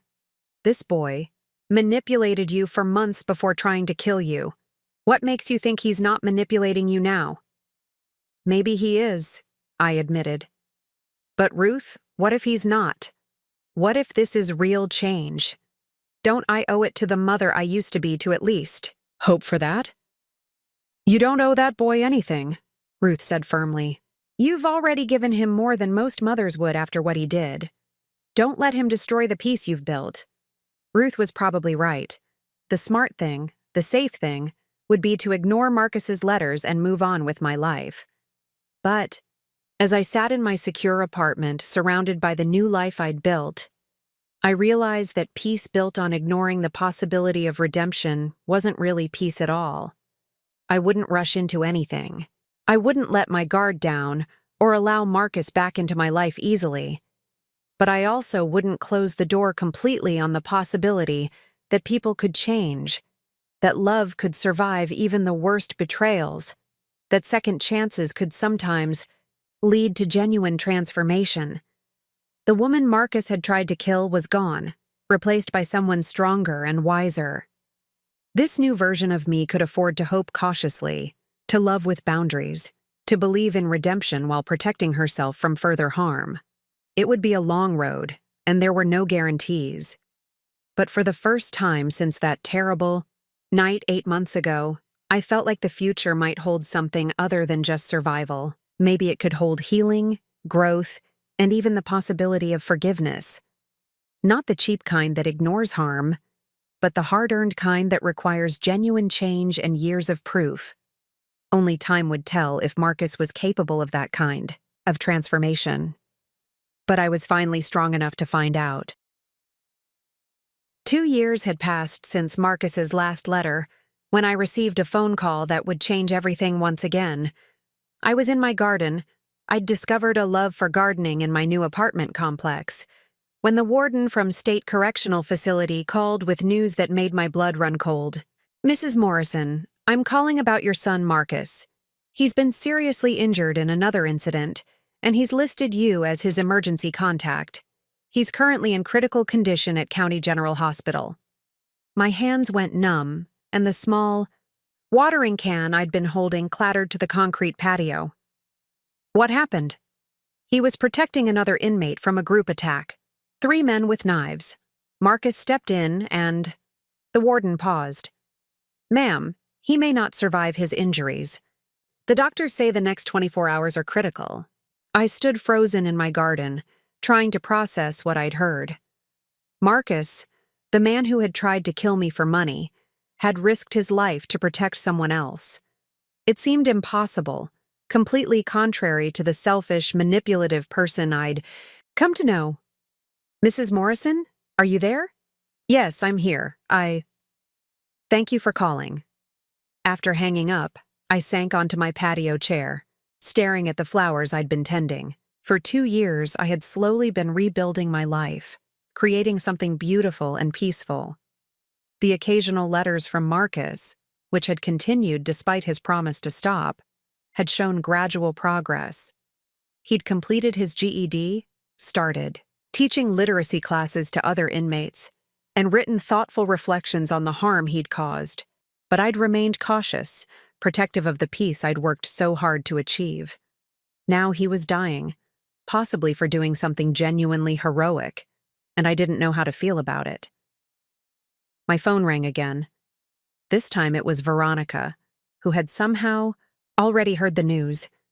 Delilah, I just saw the story on the local news. Are you okay? I don't know. Veronica, they're saying he saved someone. That he put himself between a victim and attackers with knives. How is that possible? How does someone go from trying to murder his mother to risking his life for a stranger?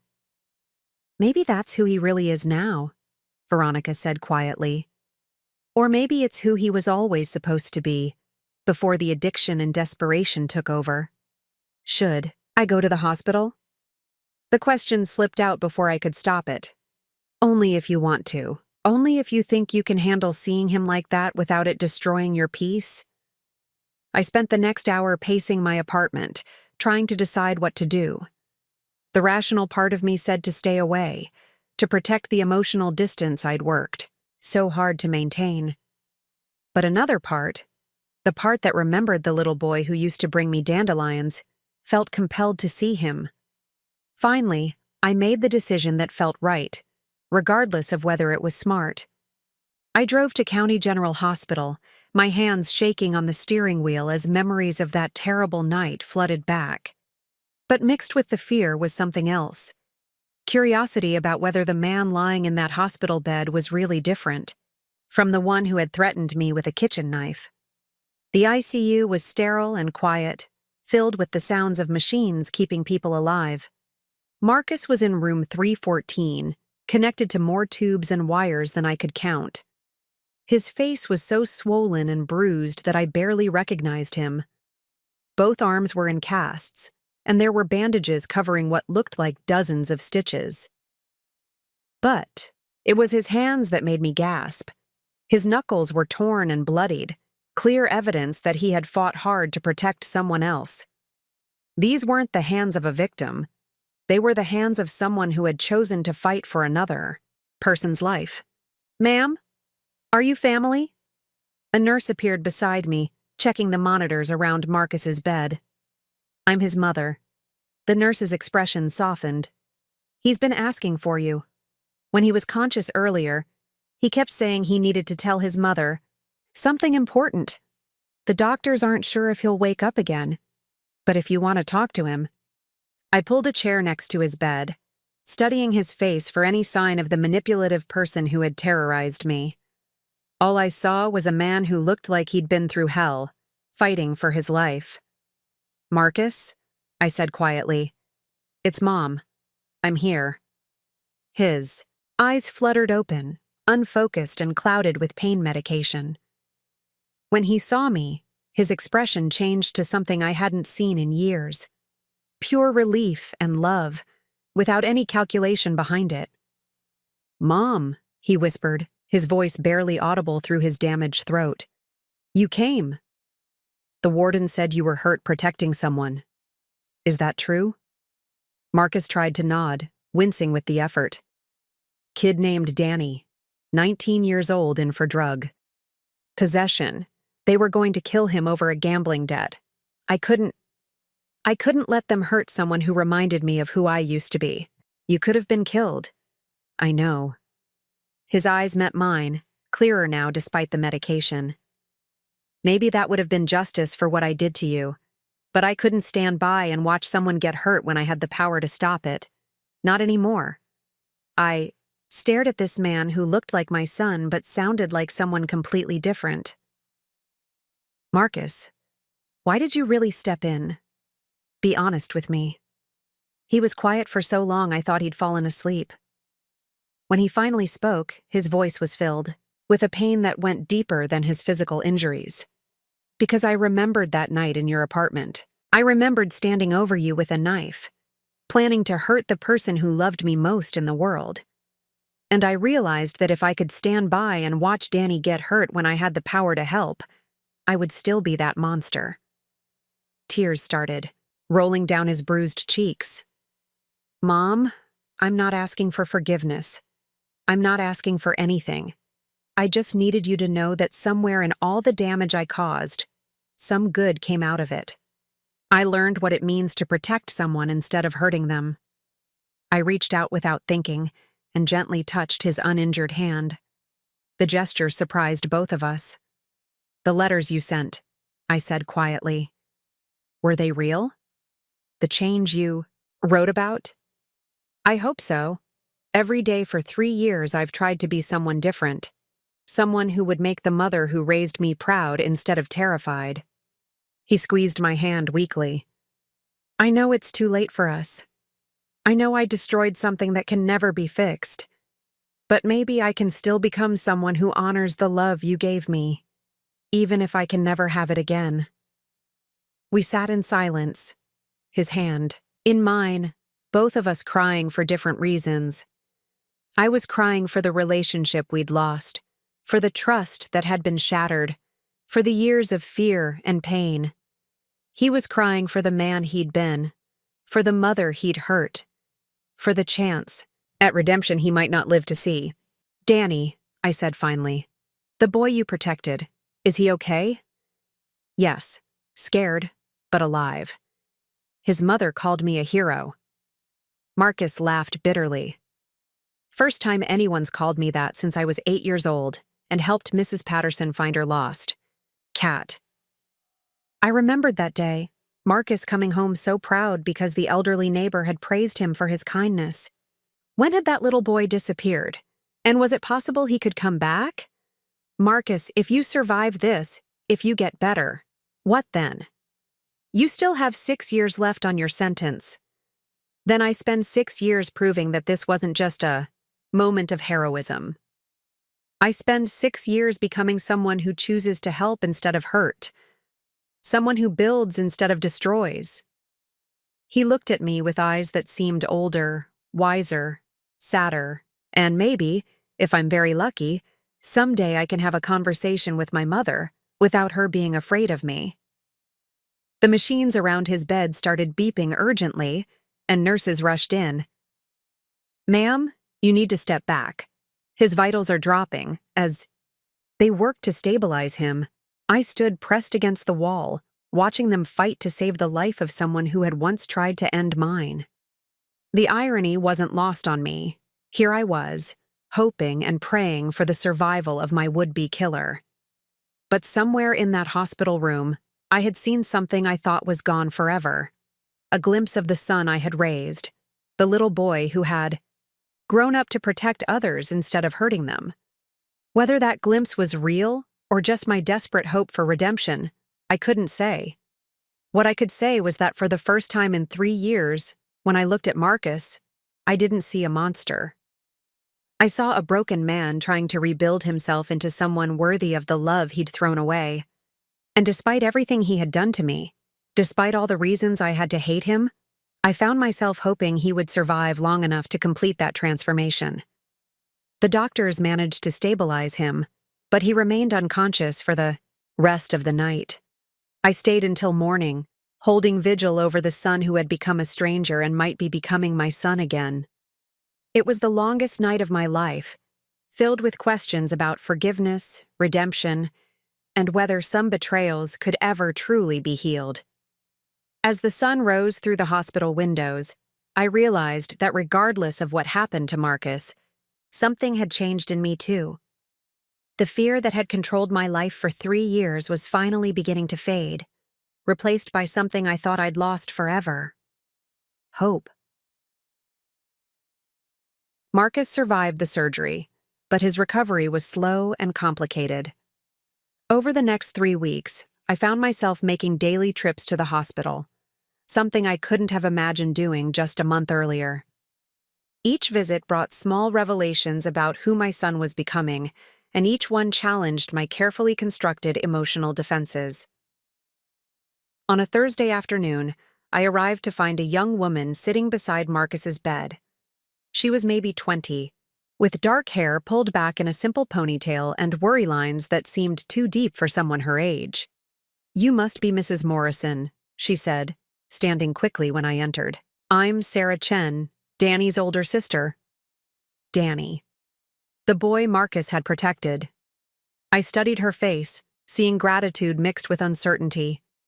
"I wanted to thank you," she continued, "for raising someone who would risk his life for my little brother. I know about your history with Marcus. The newspapers covered the trial. But whatever he was before, he saved Danny's life." The words hit me unexpectedly hard. Here was a stranger thanking me for my son's heroism, when 3 years ago, that same son had tried to murder me. The disconnect was staggering. "How is Danny doing?" I asked. "Better. The attack scared him, but he's alive because of Marcus. He wants to visit, to say thank you, but he's not sure if Marcus would want to see him." I looked at Marcus, who was awake but pretending to sleep. I could tell by his breathing that he was listening to every word. "Why don't you ask him yourself?" I suggested. Marcus opened his eyes slowly, focusing on Sarah with obvious embarrassment. "You shouldn't thank me. I'm not a hero. I couldn't let them hurt him." "That's exactly what makes you a hero," Sarah replied firmly. "Danny told me what happened. You didn't hesitate. You didn't think about your own safety. You just stepped in." I had nothing to lose. Marcus said quietly. Danny has his whole life ahead of him. Sarah shook her head. You had everything to lose. Your chance at parole, your safety, your life. But you chose to protect someone else anyway. She looked between Marcus and me. That's not the action of someone with nothing to lose. That's the action of someone who values other people's lives more than his own comfort. After Sarah left, Marcus and I sat in uncomfortable silence. Finally, he spoke. Mom, I need to tell you something, and I need you to listen to the whole thing before you respond. I braced myself, wondering if this was where the manipulation would finally show itself. The night I broke into your apartment when I threatened you with that knife, I remember everything. Not just what I did, but what I was thinking, what I was feeling. And the worst part wasn't the anger or the desperation. The worst part was that for those few minutes, I genuinely believed I was entitled to hurt you. His voice was steady, but I could see tears forming in his eyes. I convinced myself that because I was struggling, because life was hard, because I had problems, you owed me everything. Your savings, your security, even your life if necessary. I made myself the victim in a story where I was actually the monster. Wanted to interrupt, to tell him to stop, but something in his tone kept me listening. But lying here, thinking about what I did to protect Danny, I finally understand the difference. When I saw those men attacking him, I didn't think about what he owed me or what I deserved. I just saw someone who needed help, and I helped him. No conditions, no expectations, no entitlement. Marcus turned to look at me directly. That's what love is supposed to be, isn't it? Helping someone because they need help, not because of what you can get from them. And Mom, that's how you loved me for 28 years. You helped me, supported me, sacrificed for me, not because I deserved it or earned it, but because I was your son and you loved me. The tears were flowing freely now, and I found myself crying too. I repaid that selfless love by demanding more, by threatening you, by trying to take the one thing that represented your independence and security. I turned your greatest strength, your capacity for unconditional love, into a weapon against you. Marcus, I started, but he held up his hand. I'm not asking for forgiveness, Mom. I'm not asking for anything. I just needed you to know that. I finally understand what I destroyed. I understand the difference between the mother who raised me and the monster I became. And I understand that earning your forgiveness isn't about saying the right words or doing one heroic act. It's about becoming someone who would never, ever use love as a weapon again. We sat in silence as his words settled between us. For the first time since this nightmare began, I felt like I was talking to my actual son. Not the entitled manipulator who had terrorized me, not the desperate addict who had embezzled money, but the boy I had raised to understand right from wrong. You're right, I said finally.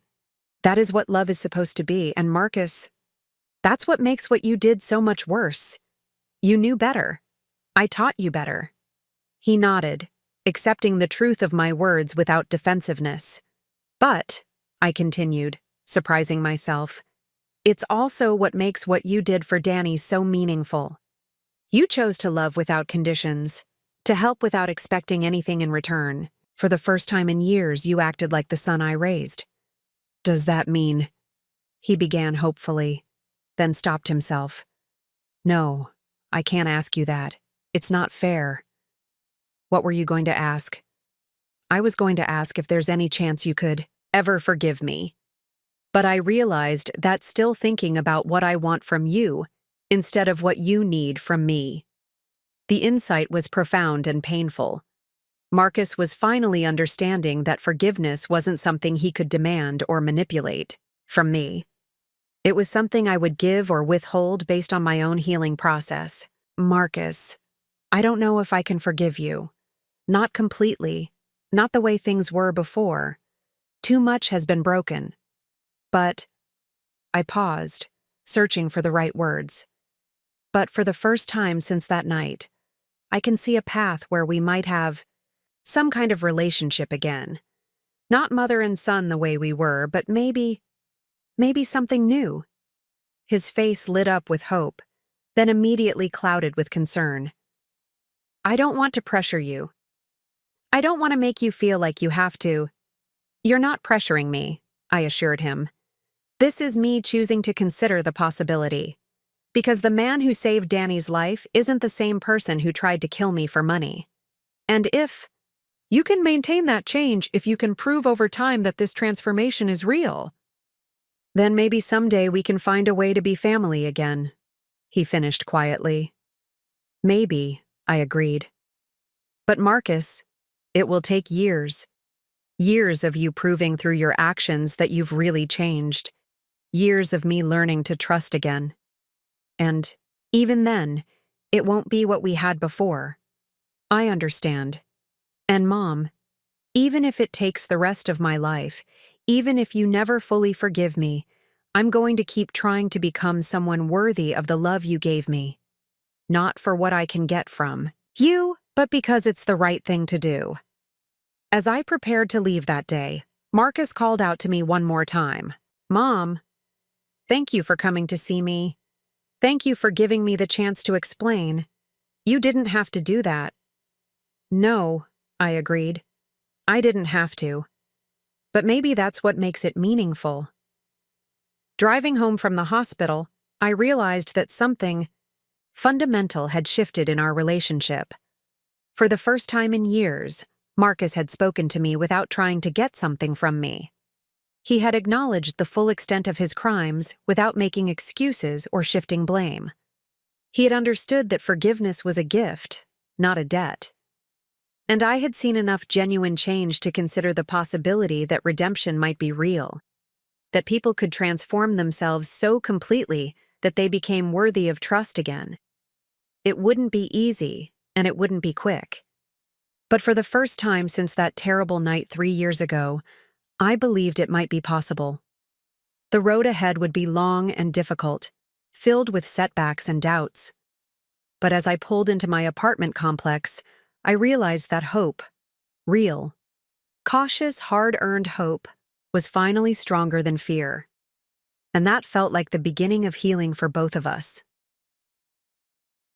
5 years later, I stood in the prison visiting room holding a gift that would have seemed impossible just a few years earlier, a birthday cake I had baked for my son.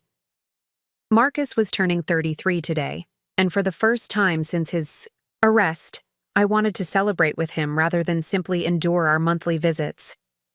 The transformation hadn't been instant or easy. There had been setbacks, moments when I wondered if I was being naive, times when Marcus slipped back into old patterns of self-pity or manipulation, but slowly, visit by visit, letter by letter, he had proven that his change was real and lasting. Mom, you didn't have to do this, Marcus said when I presented the cake, chocolate with vanilla frosting, his favorite since childhood. But his eyes were bright with genuine happiness, not the calculating satisfaction I used to associate with his smiles. I wanted to, I replied simply. Besides, you've earned it. And he had earned it. Over the past 5 years, Marcus had become a model, prisoner, and more importantly, a genuinely different person. He had completed his bachelor's degree through correspondence courses, become the head tutor in the prison's literacy program, and started a support group for inmates struggling with gambling addiction.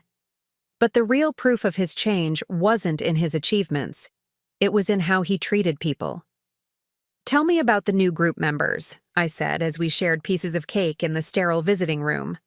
Marcus's face lit up, not with pride for his own accomplishments, but with genuine concern for others. There's a guy named Tom who reminds me a lot of myself at the beginning. Lost everything to poker, tried to steal from his construction company to cover his losses. The difference is, he's still blaming everyone else for his problems. How are you helping him work through that? Mostly by listening and sharing my own story. I tell him about the night I tried to kill my mother for money, about how I convinced myself it was justified because life had been unfair to me. Marcus paused, his expression growing serious. I tell him that the moment I stopped blaming other people for my choices was the moment I could actually start changing. It was conversations like this that convinced me Marcus's transformation was genuine. He spoke about his past crimes without minimizing them, without making excuses, and always in service of helping others avoid the same mistakes. "There's actually something I wanted to discuss with you," Marcus continued, looking suddenly nervous. "I've been offered early release." My heart skipped a beat. "When?" "If I accept it, I could be out in 6 months." "But Mom..." He looked at me directly, and I saw the same honesty that had characterized our relationship for the past 3 years. "I'm not sure I should take it." "Why not?" "Because I'm not sure I'm ready. Prison has been safe in a way, structured. I know who I am here, what my role is, how to help people.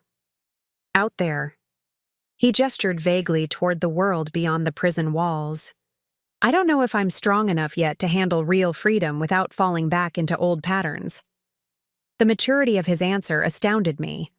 The old Marcus would have jumped at any chance for early release, regardless of whether he was ready. This Marcus was considering what was best for everyone, including potential future victims of his own weaknesses. "What would you need to feel ready?" I asked. "A job, a place to live that's not too overwhelming, and..." He hesitated.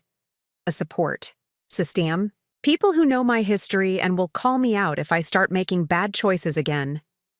I took a deep breath, knowing that what I was about to say would change both our lives forever. "Marcus, if you get early release, you can stay with me for the first few months. While you get on your feet, find work, adjust to being outside." His eyes widened in shock. "Mom, you can't be serious. After what I did to you..." "I'm completely serious. You've proven to me over 5 years that you're not the same person who broke into my apartment. You're not the same person who tried to manipulate me or threaten me or hurt me for money. But what if I slip? What if the pressure of being outside brings back old behaviors?" It was a fair question, and one I'd considered carefully. "Then I'll call your parole officer and have you sent back to prison." "Marcus, I'm not offering this because I think you're completely cured or because I'm naive about the risks. I'm offering it because I believe you've earned the chance to prove yourself in the real world." Marcus started crying, something that would have seemed impossible during his entitled, manipulative phase. "I don't deserve this. I don't deserve your trust or your help or your forgiveness." "You're right," I agreed. "You don't deserve it. But I'm not offering it because you deserve it. I'm offering it because I choose to. Because that's what love is. Choosing to help someone not because they've earned it, but because they need it, and you have the power to give it." "That's exactly what you tried to teach me when I was growing up, isn't it? The difference between earned and freely given love?" "Yes. And it's what you learned when you protected Danny. You didn't help him because he deserved it or because you owed him something. You helped him because he needed help, and you could provide it." We sat in comfortable silence for a few minutes, both of us processing the magnitude of what we were discussing. After 8 years of estrangement, trauma, and careful rebuilding, we were talking about Marcus coming home. "If I do this," Marcus said finally, "if I accept early release and stay with you, I want to establish some ground rules. I want you to have safeguards in place so you never have to be afraid of me again." "What kind of safeguards?" "I want you to change the locks and only give me a key after I've proven I can be trusted outside of prison. I want you to keep your financial information completely private. No shared accounts, no access to your savings, nothing that could tempt me if I have a weak moment. And I want you to have Detective Sullivan's number on speed dial, with his permission to call if you ever feel unsafe." The fact that Marcus was proactively thinking about protecting me from himself showed how much he had truly changed. The old Marcus had been all about access and opportunity. This Marcus was about accountability and boundaries. Those sound like reasonable precautions, I agreed. There's one more thing. I want to pay you rent from day one, even if it's just minimum wage from whatever job I can find. I never want to be financially dependent on you again. I never want there to be any question about whether I'm using you. I felt tears welling up in my eyes. This was the son I had tried to raise. Someone who thought about fairness, who wanted to contribute rather than take, who understood that healthy relationships required mutual respect and independence. Marcus, are you sure you want early release? You seem to have found real purpose in prison. You're helping people, you're safe, you're growing. Maybe it would be better to complete your full sentence. He considered this seriously before answering. Mom, I think the real test of whether I've changed isn't how I behave in a controlled environment where I have no choices. It's how I behave when I have freedom and have to make good decisions on my own. And if you fail that test, then I deserve to go back to prison. And at least we'll both know that the change wasn't as complete as we hoped. He met my eyes steadily.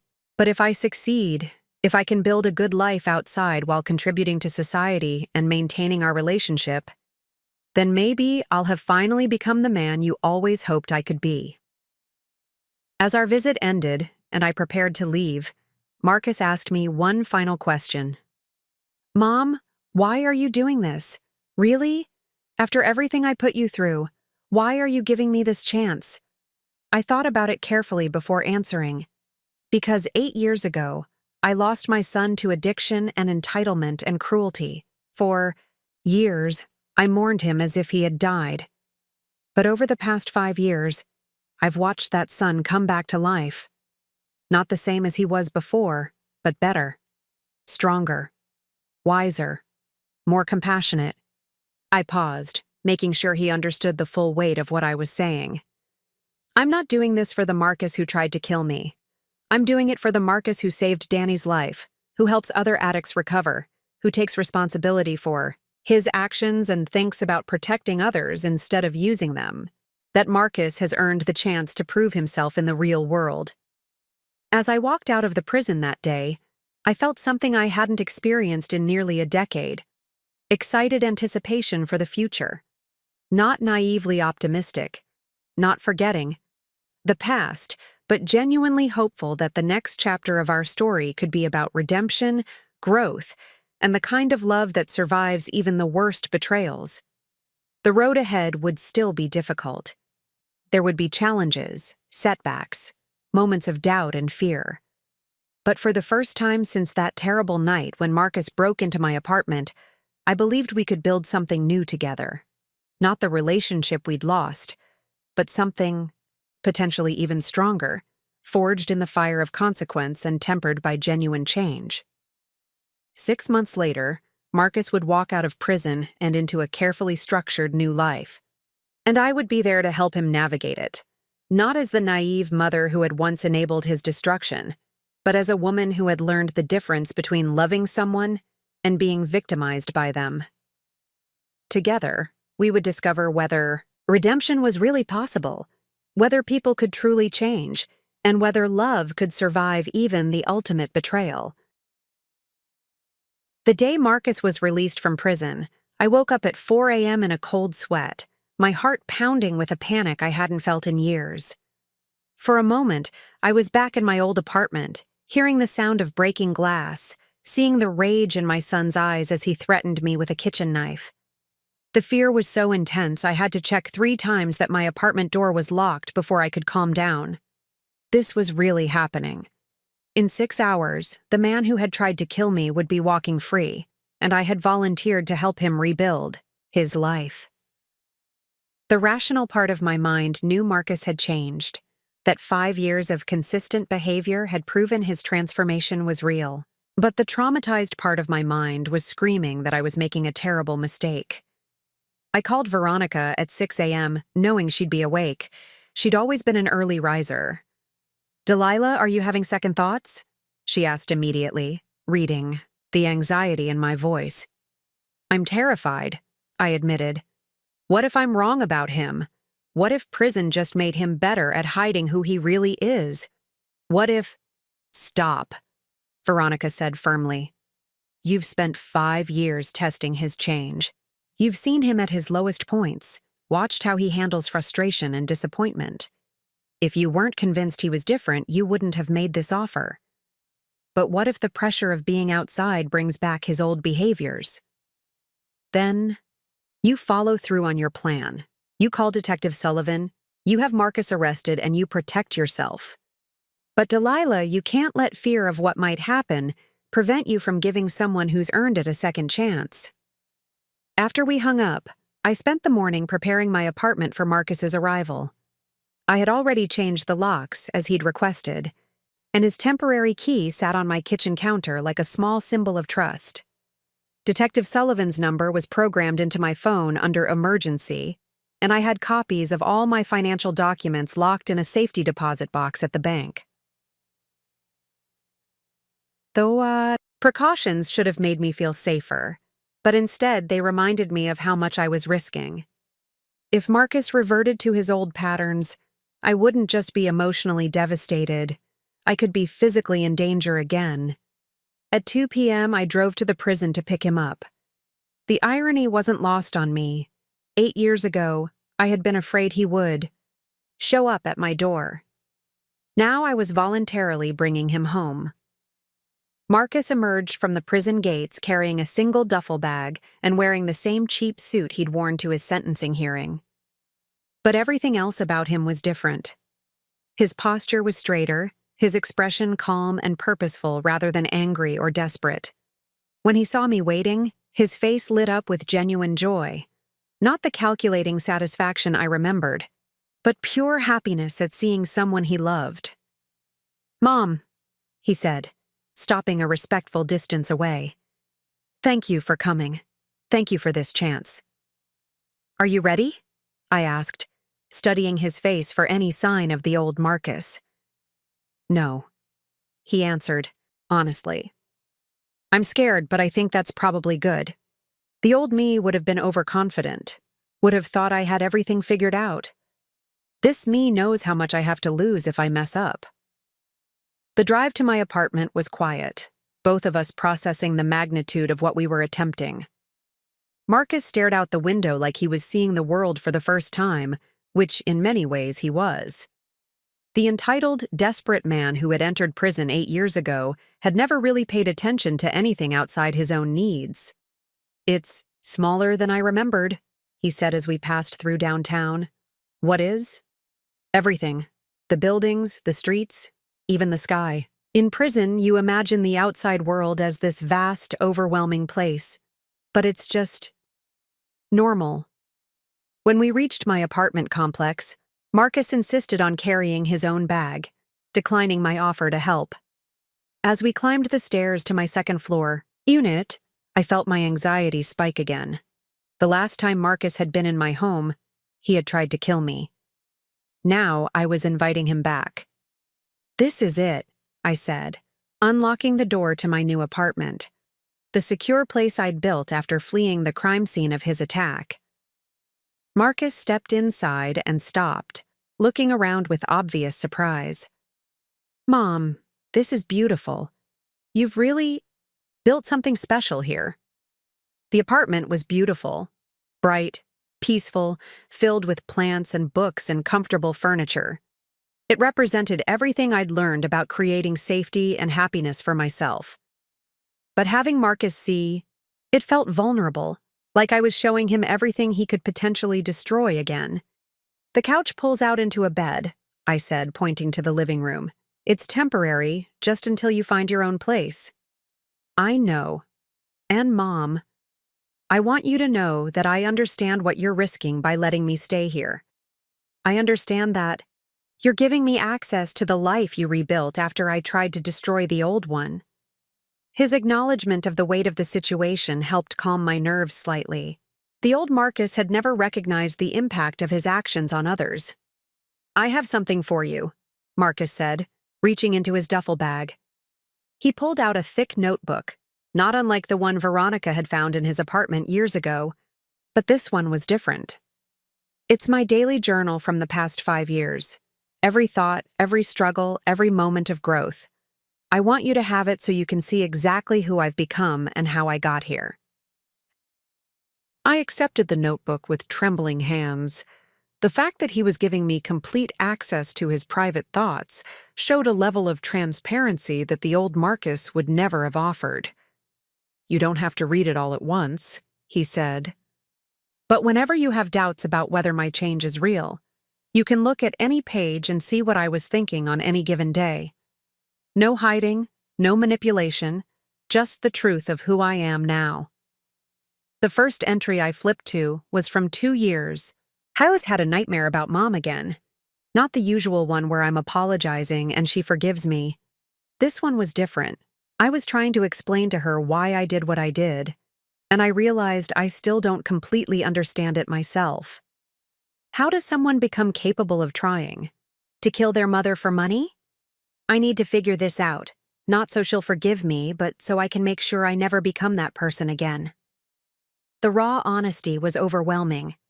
This wasn't the polished, strategic communication I'd learned to expect from Marcus. This was genuine self-reflection, the kind that only happened when someone was truly committed to change. "Marcus," I said, closing the notebook, "I need to ask you something directly. Are you here because you've genuinely changed, or because you've gotten better at telling people what they want to hear?" He met my eyes without hesitation.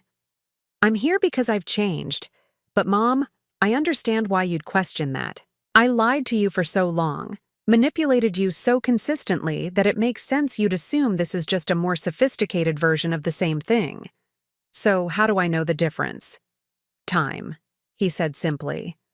"The old me couldn't have maintained a fake persona for 5 years in prison, especially not when there was no immediate benefit to doing so. The old me was always working an angle, always trying to get something. This me has spent 5 years helping other people with no expectation of reward. And what happens when life gets difficult? When you face real pressure and temptation outside, these controlled circumstances?" Marcus was quiet for a long moment, considering the question carefully. "I don't know," he admitted finally. "I hope I'll make good choices. I believe I will. But I can't guarantee it, and I wouldn't insult you by pretending I could." The honesty was both reassuring and terrifying. At least he wasn't making promises he couldn't keep. "What I can guarantee," he continued, "is that I'll be completely transparent with you about my struggles. If I'm tempted to gamble, I'll tell you. If I'm having thoughts about taking shortcuts or manipulating people, I'll tell you. If I'm having any kind of crisis that might put you or anyone else at risk, I'll tell you immediately.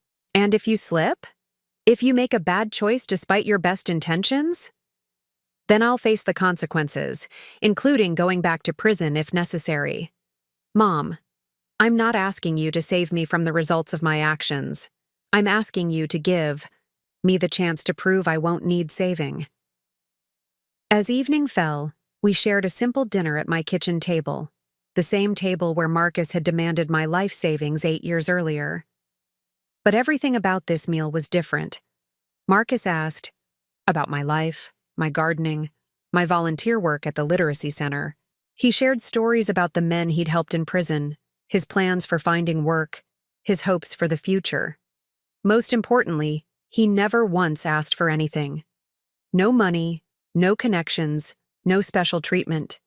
He was simply grateful to be there, grateful for the chance to rebuild a relationship with his mother.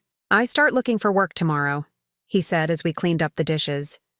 "I've got interviews lined up at 3 different places. Nothing glamorous, but honest work." "What kind of jobs?" "Warehouse work, mostly. Physical labor. It's good for me.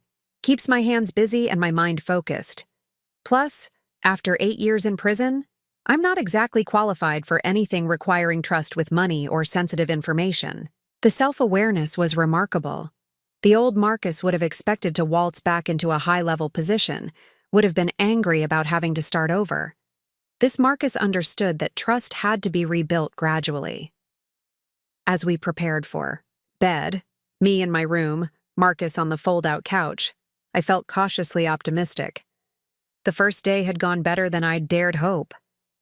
Marcus seemed genuinely different, genuinely committed to building a good life without taking advantage of anyone.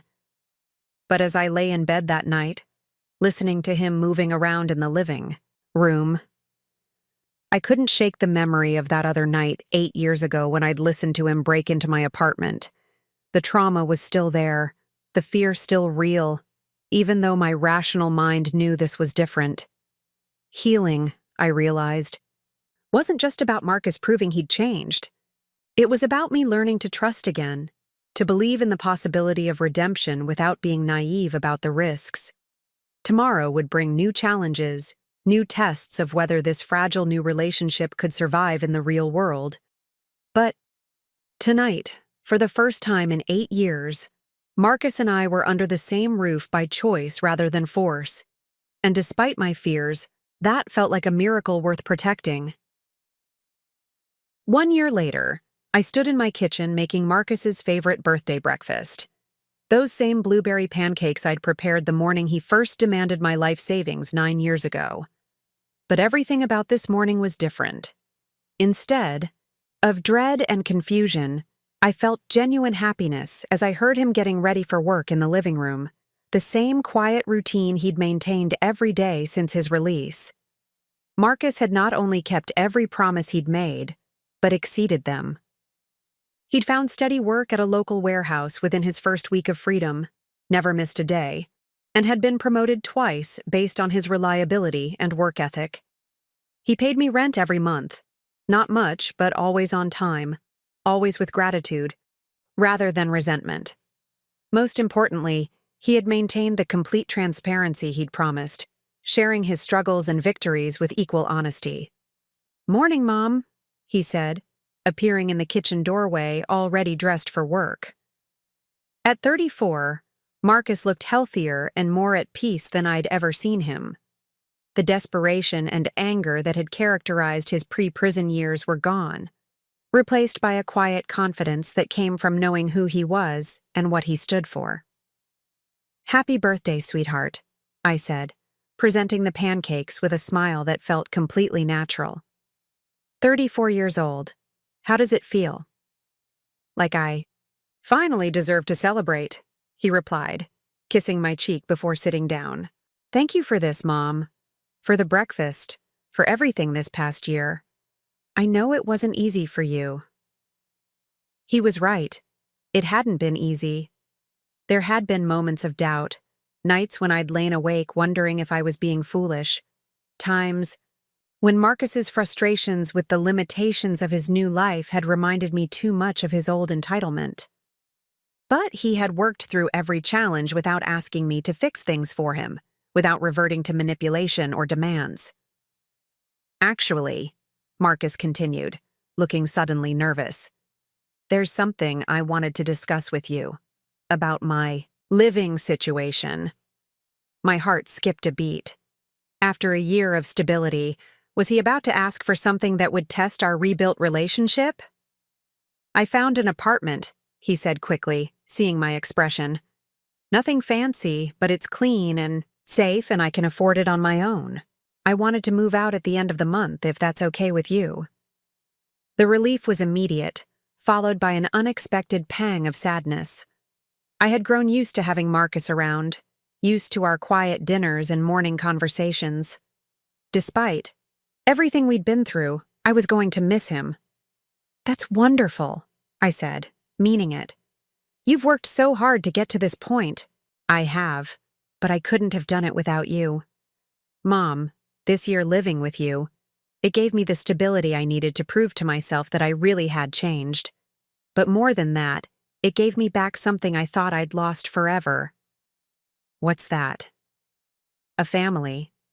A mother who loves me not because she has to, not because she's afraid of me, but because she chooses to, because I've finally become someone worthy of that love."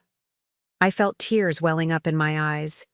The journey from that terrible night 9 years ago to this moment had been longer and more difficult than anything I'd ever experienced. But sitting here with my son, my real son, not the monster addiction had created, I knew every struggle had been worth it. "There's something else," Marcus said, reaching into his work bag. "I wanted to give you this." He handed me an envelope with my name written in his familiar handwriting. Inside was a cashier's check for $5,000. "Marcus, what is this?" "It's the beginning," he said simply. I calculated that over the years, including college and help with apartments and everything else, you spent approximately $75,000 on me as an adult before that night.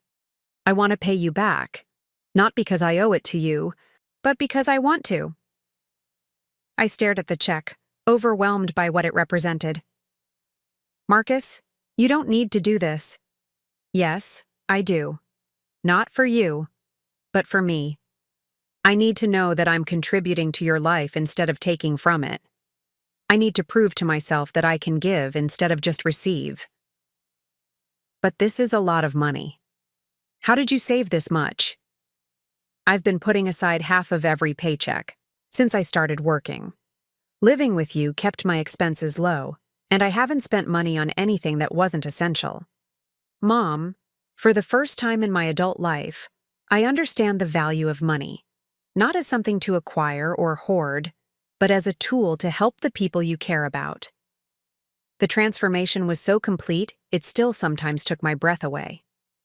The man who had once tried to steal my life savings was now giving me money he'd earned through honest work, not because he had to, but because he wanted to contribute to my well-being. "I can't accept this," I said, trying to hand the check back. "Please," Marcus said, gently pushing it back toward me. "Let me do this. Let me prove that I can be a son who gives instead of takes." Looking into his eyes, I saw no trace of manipulation or hidden agenda. This was pure generosity, the kind I had tried to model for him throughout his childhood, but that he'd only now learned to practice himself. "Okay," I said finally, "but I'm not keeping it. I'm putting it in a savings account. For your future.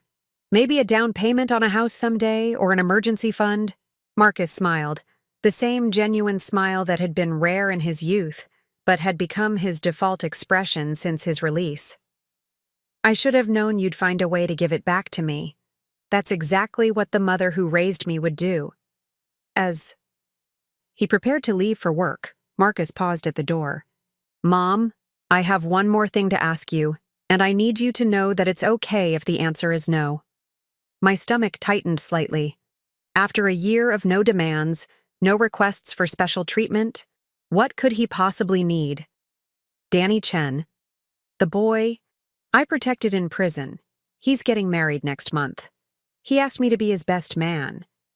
The wedding is across the state, and I'd need to get permission from my parole officer to travel. But before I even ask him, I wanted to know if you'd be comfortable with me going. The request was so thoughtful, so considerate of my feelings that I almost laughed. The old Marcus would have made travel plans first and informed me later, if at all. "Of course you should go," I said. "Marcus, Danny's alive because of you. Being his best man is an honor you've earned. Thank you. And Mom, would you consider coming with me? As my guest? Danny specifically asked me to invite you. He wants to thank you in person for raising someone who was willing to save his life." The invitation was unexpected and touching. Danny wanted to thank me for raising Marcus to be a hero, when for so many years I'd blamed myself for raising someone capable of such cruelty. "I'd be honored to attend," I said. After Marcus left for work, I sat at my kitchen table holding the check he'd given me, thinking about the incredible journey we'd both taken. 9 years ago, he had demanded my life savings and threatened to kill me when I refused. Today, he had given me money he'd earned and asked for nothing in return, except the chance to continue being my son. The money itself wasn't important. It was what it represented. Marcus had learned the difference between taking and giving, between entitlement and gratitude, between using people and loving them. He had become the man I'd always hoped he could be, not through my enabling or excusing his behavior, but through facing the full consequences of his actions and choosing to change. That evening, I called Veronica to share the news about Marcus's Apartment and the wedding invitation. How do you feel about him moving out? She asked. Proud, I said without hesitation. A year ago, I was terrified to let him into my home. Now I'm proud to see him ready to build a life of his own. And scared? A little, I admitted. But not of Marcus. I'm scared the way any mother is scared when her child takes the next step toward independence. I'm scared he'll face challenges I can't help him with, problems I can't solve for him. That sounds like normal maternal worry, not trauma response. She was right. For the first time in 9 years, my concerns about Marcus were the same ones any loving mother would have. Hopes for his continued success, worries about his future challenges, pride in his accomplishments. 3 weeks later, I stood in a small church watching Danny Chen marry his college sweetheart, with Marcus at his side as best man. During his speech, Marcus spoke about second chances, about the importance of surrounding yourself with people who believe in your potential for good, and about learning that true strength comes from protecting others rather than exploiting them. Danny taught me something important when we were both at our lowest point, Marcus said to the assembled guests. He taught me that who you are in your worst moment doesn't have to define who you become. Danny had every reason to give up hope, but he chose to keep believing in better days. And Danny, you saved my life just as much as I saved yours, because you showed me what it looks like to maintain your humanity even in the darkest circumstances. As I watched my son speak about redemption and second chances to a room full of people who saw him as a hero rather than a criminal, I felt the final pieces of my heart heal. The journey from victim to survivor to mother again had been the hardest thing I'd ever done. But seeing Marcus use his experience to inspire others, seeing him choose service over selfishness, seeing him become a man worthy of the love I'd always wanted to give him, it had all been worth it.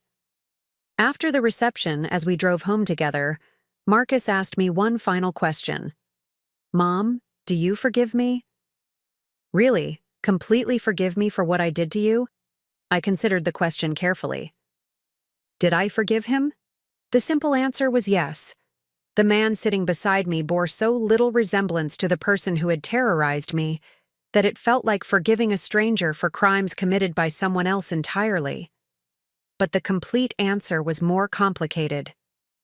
Forgive the man you've become for the crimes committed by the man you used to be, I said finally. I forgive you because you've proven through your actions that you're genuinely different, genuinely sorry, and genuinely committed to being better. And do you love me, the way you used to? I love you more than I used to, I replied honestly, because this love is based on who you really are, not who I hoped you might become. This love has been tested by the worst possible circumstances and survived. This love is built on truth rather than illusion. As we pulled into my apartment complex, soon to be just my apartment again, I realized that our story had come full circle. We'd started as mother and son, been torn apart by addiction and greed and violence, and had now found our way back to being family again. Not the naive, enabling relationship we'd had before, but something stronger, healthier, more honest.